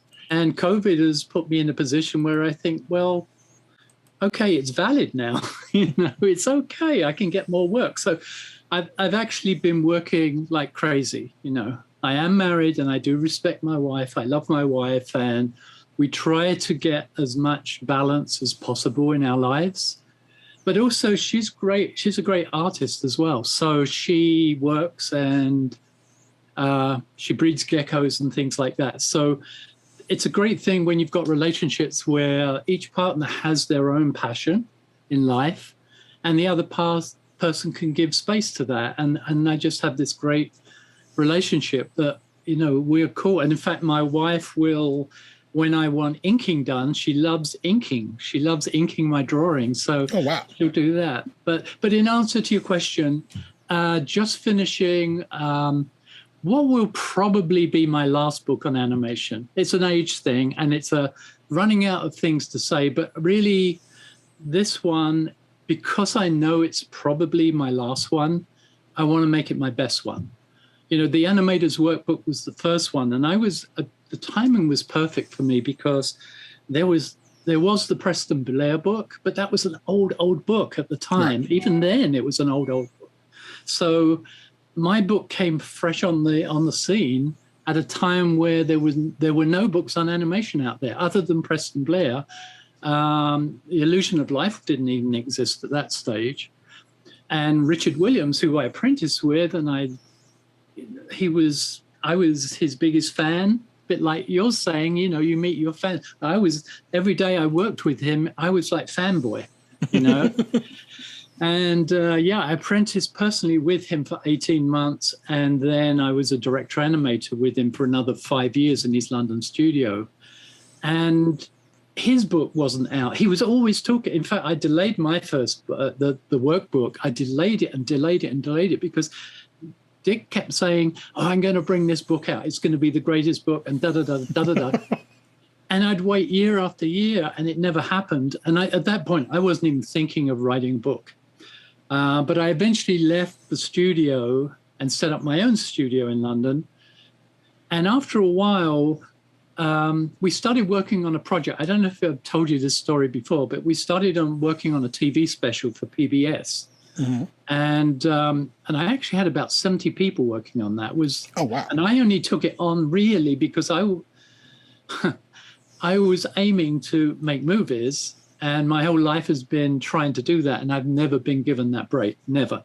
But I saw this 30-minute TV special with a big crew as a chance to gear up and train myself to handle a bigger production, rather, because I was doing so many commercials all the time. But they're all 30-second bites. But, this really got serious because we didn't make money on it. It broke even. It was a wonderful experience. I'm so glad I did it. But it didn't make us money, and we came out of advertising for a year while we were making it, and we lost completely all our contacts. We had to start again. It was amazing how people forget you so quickly, you know? So we had to rebuild. But anyway, what I was saying was a lot of the people coming in, they were doing painting in the old days of cell and, you know, inking, painting, and a lot of that kind of work.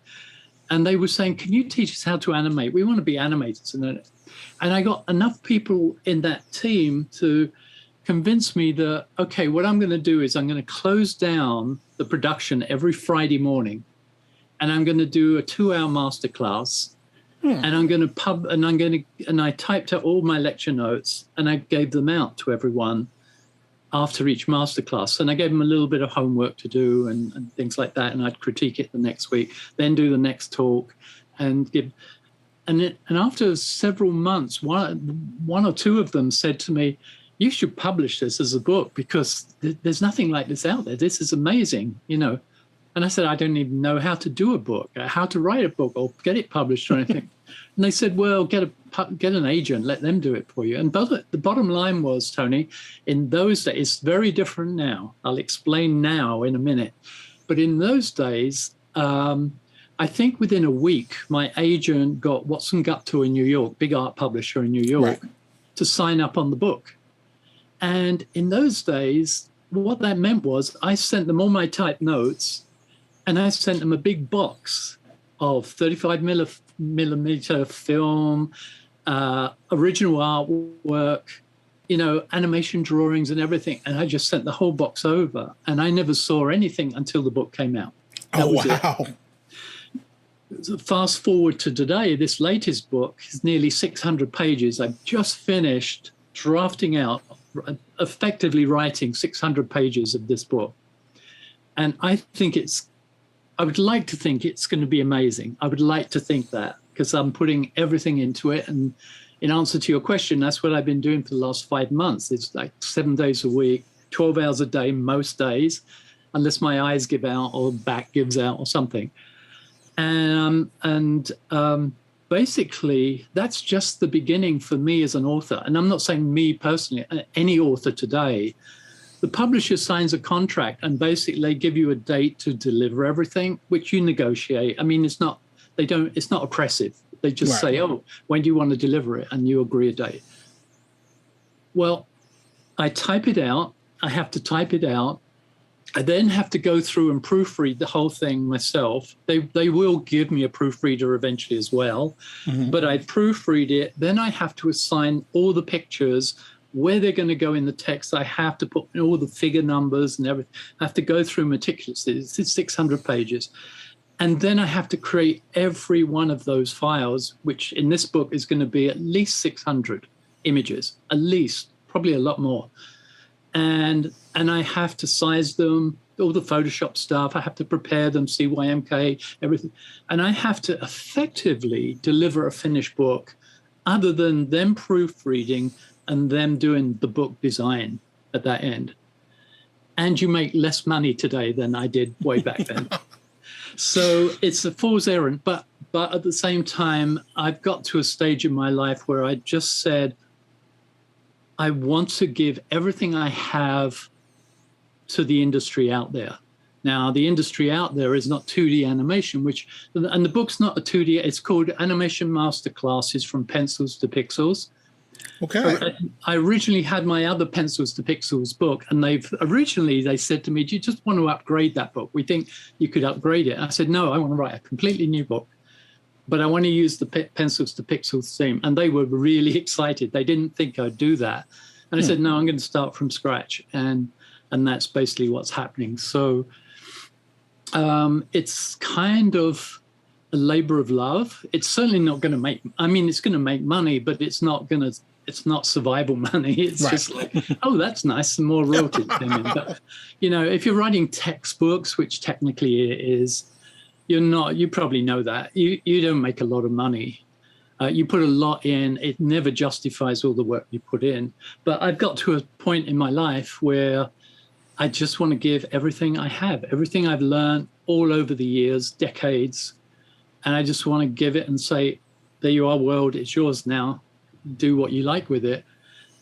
I personally think it's my best book, but we'll see, does the industry. And also the other thing about the philosophy of the book is, yes, there isn't really a 2D traditional hand-drawn animation world out there anymore, at least in America. There is around the rest of the world, but not in America.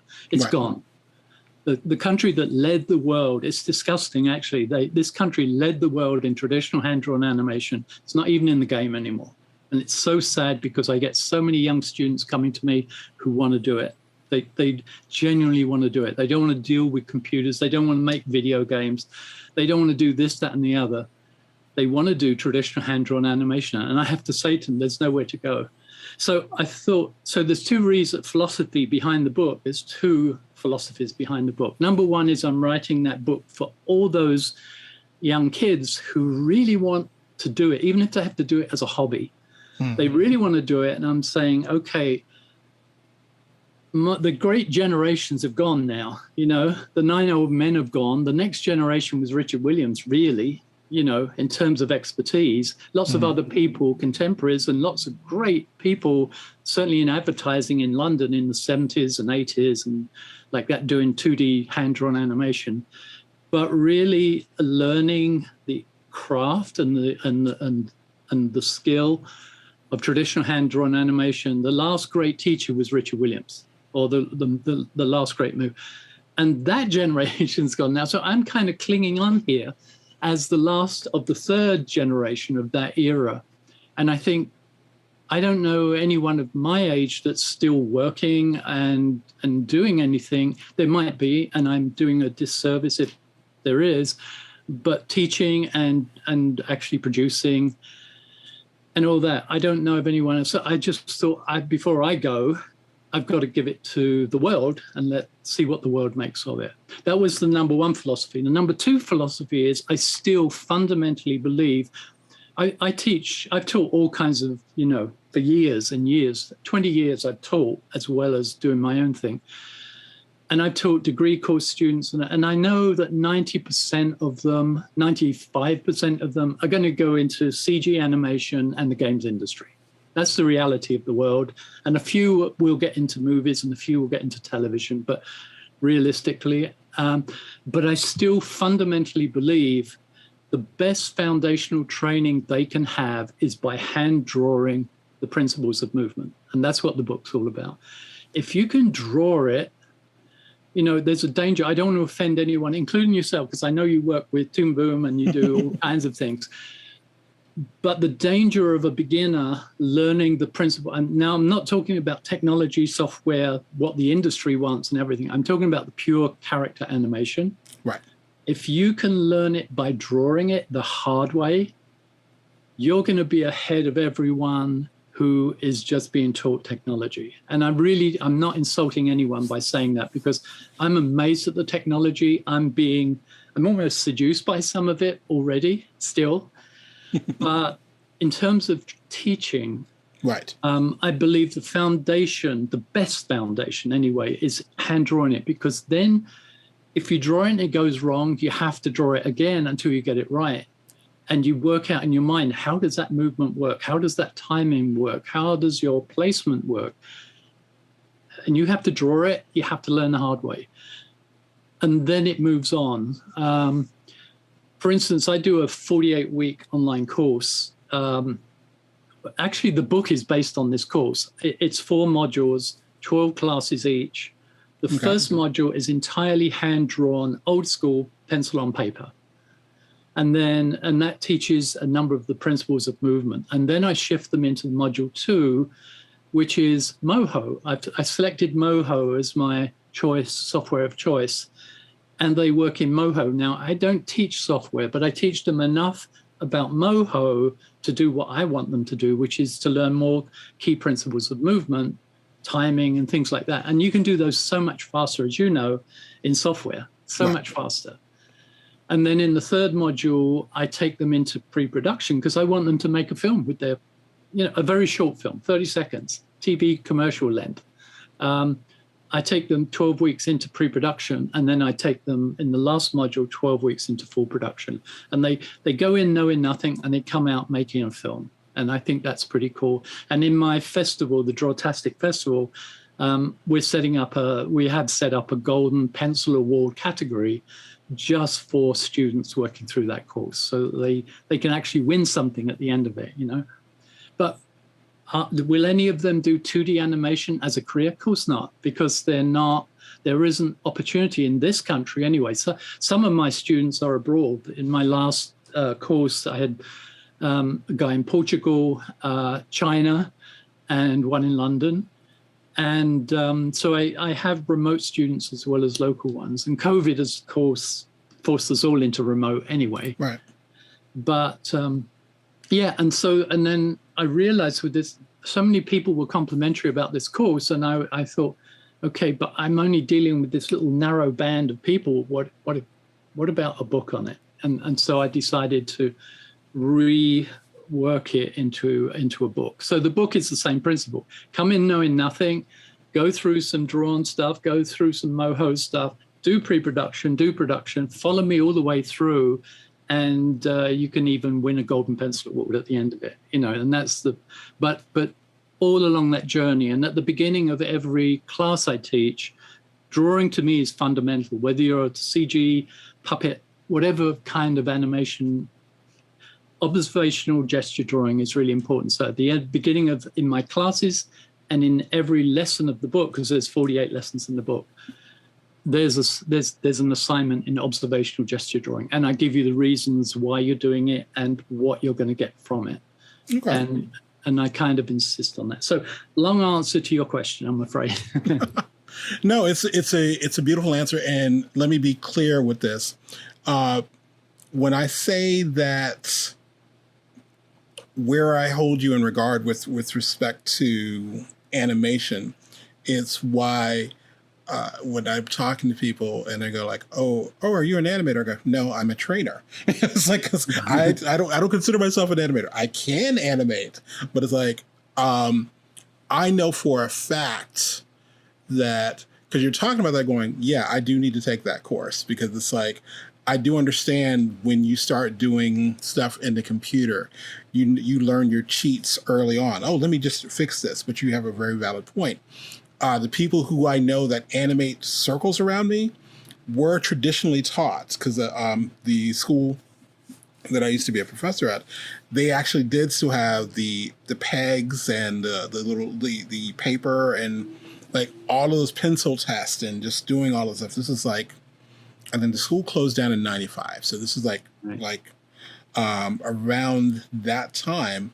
And actually, he's actually on the show. One of my good friends, Lamont Russ, his animation to this day is like way, way better than like a lot of people who are just trained just digitally. And I think there is something to that. I am curious on your thoughts on something though. Mm-hmm. Where are you on? I'm going to make the assumption that if you're going, if I just drop down and go, okay, great, Tony, here's I don't know, let's say 80, 100 mil. Here's your film. I assume that it would be pencil, but the color would still be digital, or would you just do it? Would you try to go? Okay. Yeah, I'm not what they call a Luddite. I'm not and against all new technology, and I love it, and I respect what you do, Tony. Honestly, I'm not criticizing what you do. I'm not even criticizing. I'm just making an argument. Yeah, I totally get that. Pixar took on the hand-drawn animators to make Toy Story for a reason. Right. They had all the technology, but they hadn't a clue how to do anything, you know? Yes. And they needed the guys who knew, and the ones that really knew were the ones that hand drew everything, you know? That era's gone now, certainly in this country anyway. So, but somebody has to make an argument, don't neglect your drawing, because even, and I tell my students this story, I was I was the dean at a kind of a famous college here in the Northwest. And I was really, really keen that we were training students that the industry wanted. And as I said, I knew they were all going CG. They wouldn't go 2D because there wasn't anywhere. But so I spoke to the main people at Pixar. I went up there and met them. And I said, what is the thing that you're most missing with students coming to you with showreels, for a job? And they said, traditional art skills. They said, every college teaches software. Every college teaches Maya or whatever for 3D. And they said, and they all teach the things. They teach walks, jumps, runs. They do all the things, but every reel we see is the same. Basically, they're the same. So what we're looking for is the student that has that one little thing that's different that might catch our attention, because quite frankly, we get 1,000 at the peak time of the year, they get 1,000 a month to go through. And they'll look at the first 10 seconds, make their minds up on that first 10 seconds. So never put titles at the front of your showreel. Just hit them with your best stuff right up front. Grab them. And then don't put any bad stuff, even if it means you only put a few things in. Anyway, so traditional art skills is what he said. And he said, what we miss are students with sketchbooks. Nobody draws anymore. They all know Maya inside out as well as anyone And they said, anyway, we've got proprietary software. We have to train them on our software anyway. So a student that comes in with talent, but no understanding of technology or CG software, we'll train them because we want the talent. We don't want the technician. And that was one thing. And if they come in with 2D animation, he said, if a kid comes in to us, shows us a stick figure that moves beautifully in animation, we will hire that kid immediately. We can show him the software. We can show him all the bells and whistles that he needs to know. But he has the feel for movement. And if he can touch us, even with a little stick figure, that's the guy we want.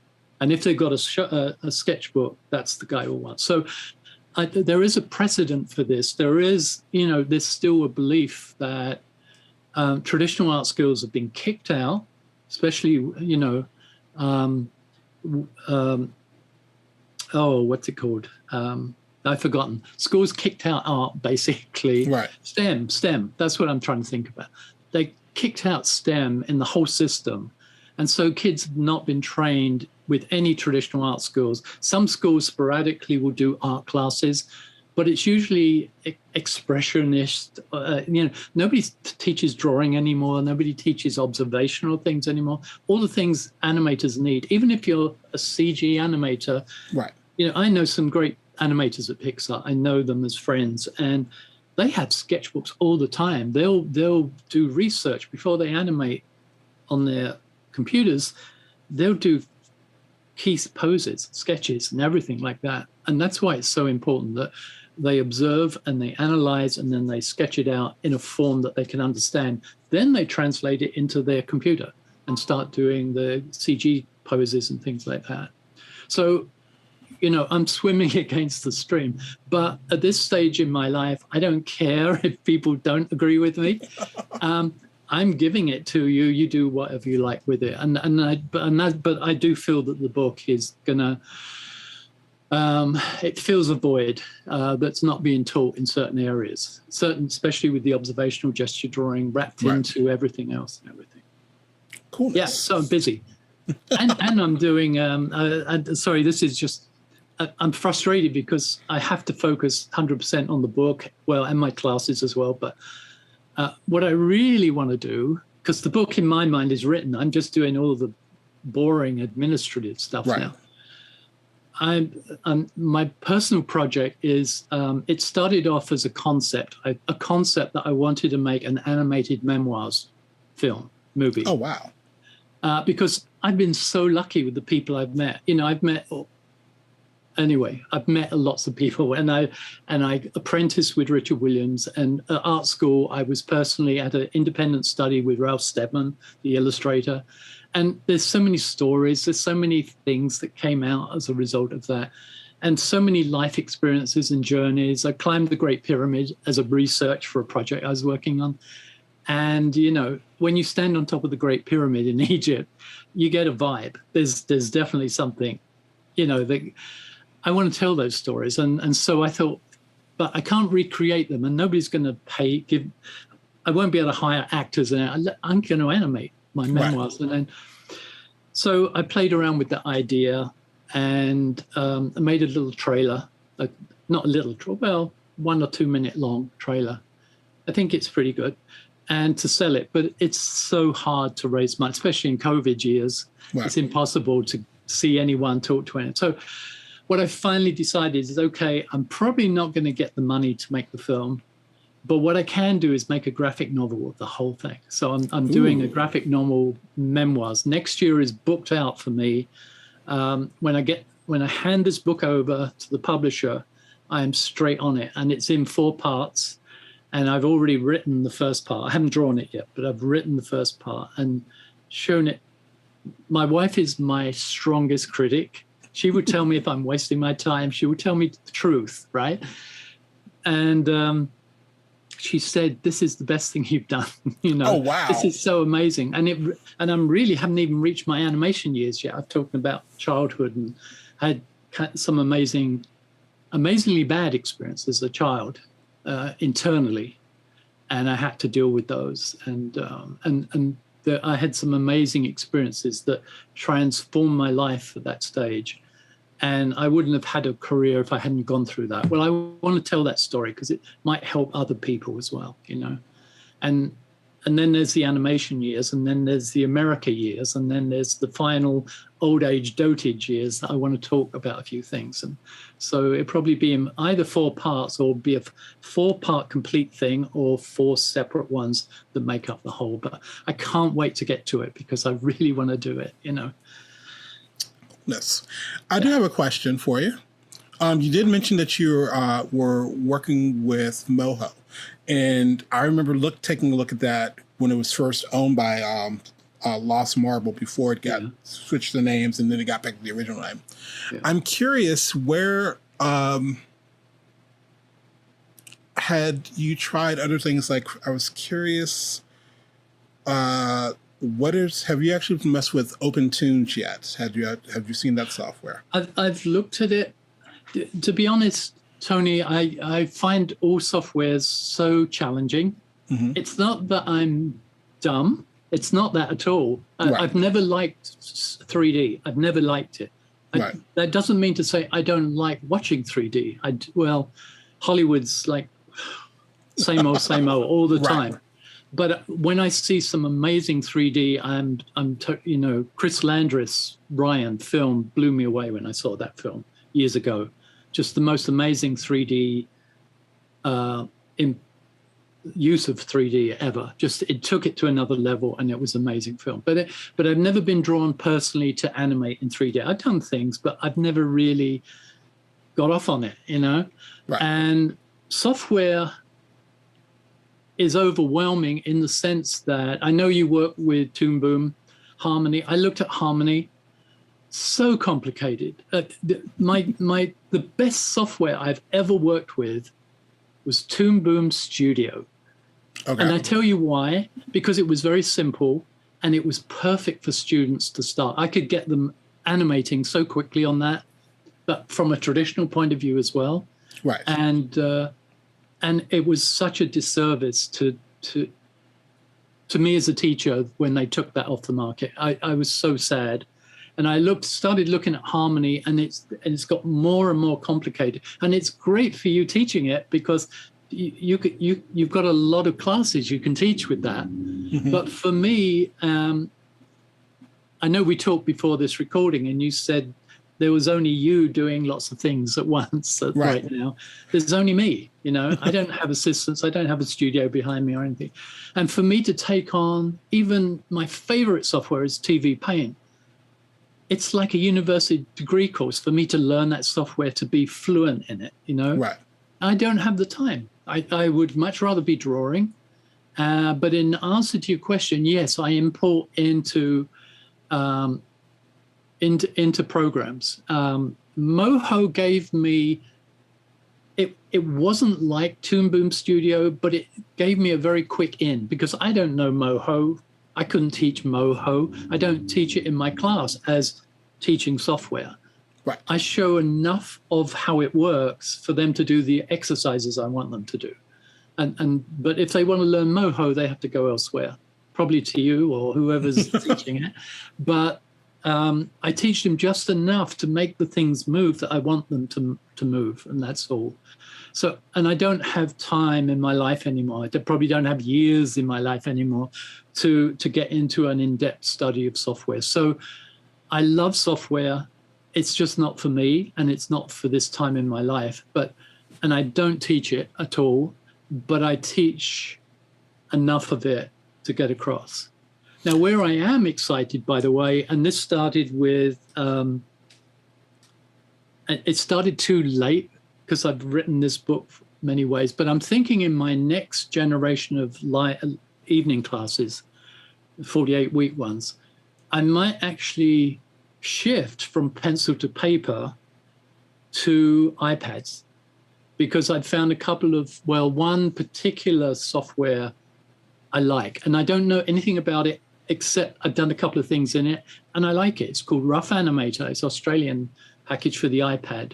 Okay. And it allows me to do very quickly and without needing a degree to work it out is how to make things move and draw them. I can draw straight in using my Apple Pencil into the iPad, very quickly set keys, do in-betweens, etc., and play it back immediately. Now, teaching my traditional, which I love, pencil and paper, but the first module of my course, the big problem always, and of course now it's COVID, everyone's remote, is having the students able to capture their drawings and make videos out of them. It's a real problem.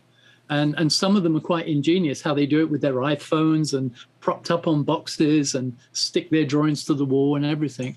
But it's a pain. Right. So I'm thinking that for that first module, the next incarnation of that module is to do the whole thing on iPad. It's still traditional drawing, but it's done digitally. And so I'm really, really excited about doing that. And of course, the iPad's another great tool for maybe doing my graphic novel as well. So Procreate is a great program. And if I learn just enough of it to do what I want to do, I'm kind of excited by technology in that respect. But I still tell everyone, draw in a sketchbook all the time. Carry it with you. Observational drawing. Don't copy anime. Don't copy superheroes.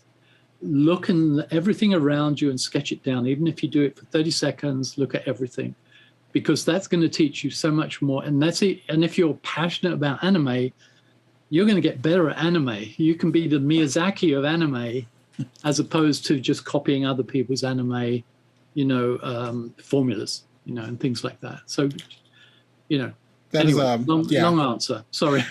No, and I love what you're saying about the anime thing, because when I was teaching college, I think everyone was into.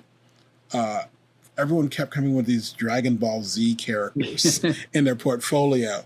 Yeah. And so I remember going off in my class one day, I said, one, they're drawing their style and it's a stylized thing and the proportions are wrong. And so here you come doing your bad drawing of bad anatomy. It's like, and you haven't studied anything. Even Miyazaki criticizes that, he has not many good things to say about the modern anime movement, and there's nothing wrong with it. The artistry, it's incredible artistry. I can't get off on it at all because the movement's not so good in most of it. Right. It's moving lips, and the poses and the drawings. I don't like the big bug eyes. I don't like that. It puts me off. But some of the background design, some of the character design that doesn't have the big bug eye cliche thing, their artists are fantastic, but they've never really, Miyazaki's the only one who's pushed the animation side of that tradition and taken it beyond what is that formula of the same old thing.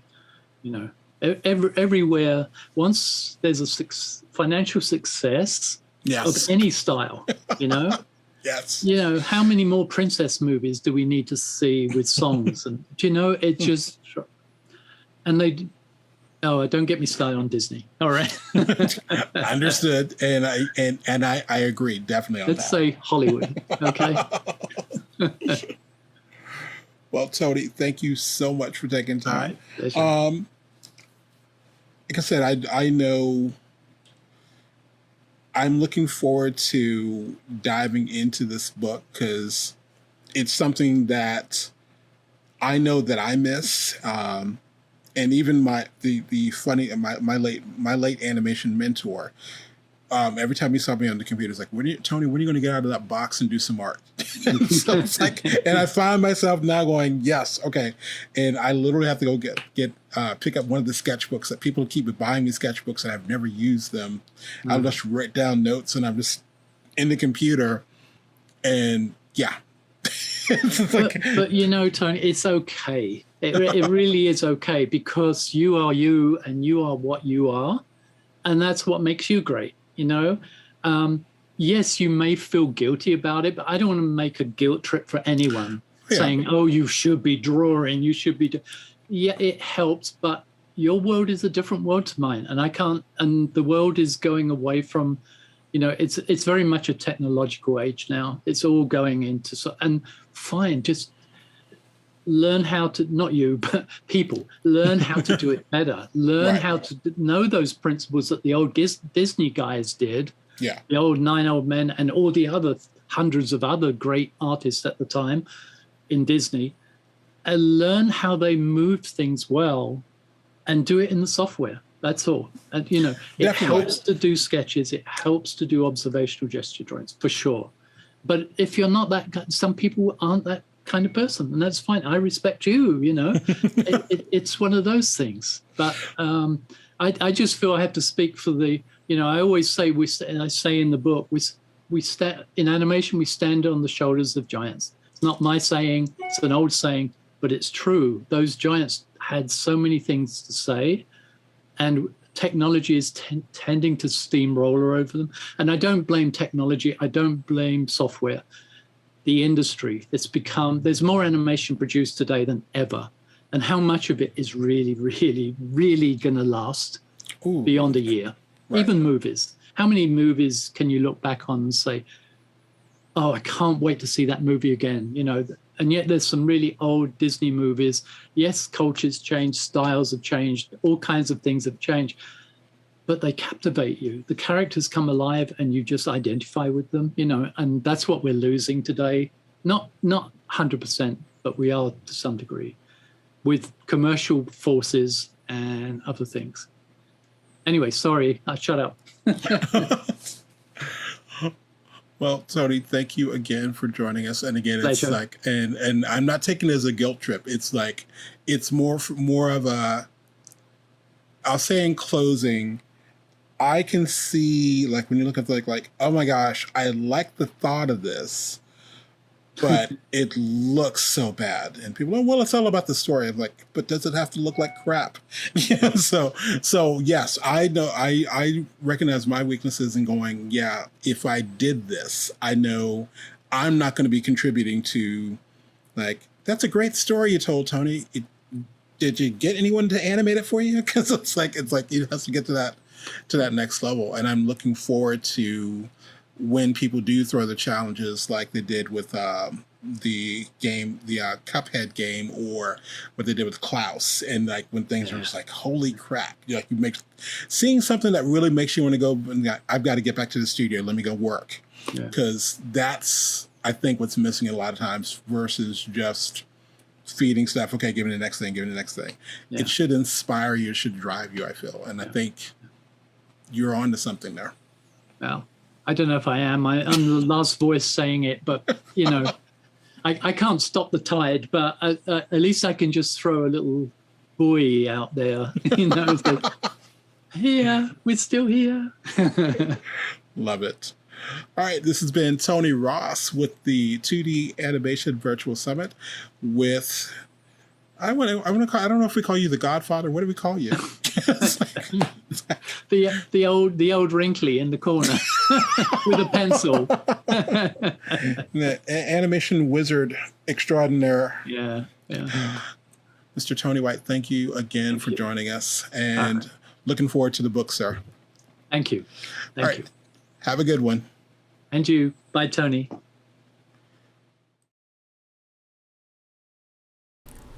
All right.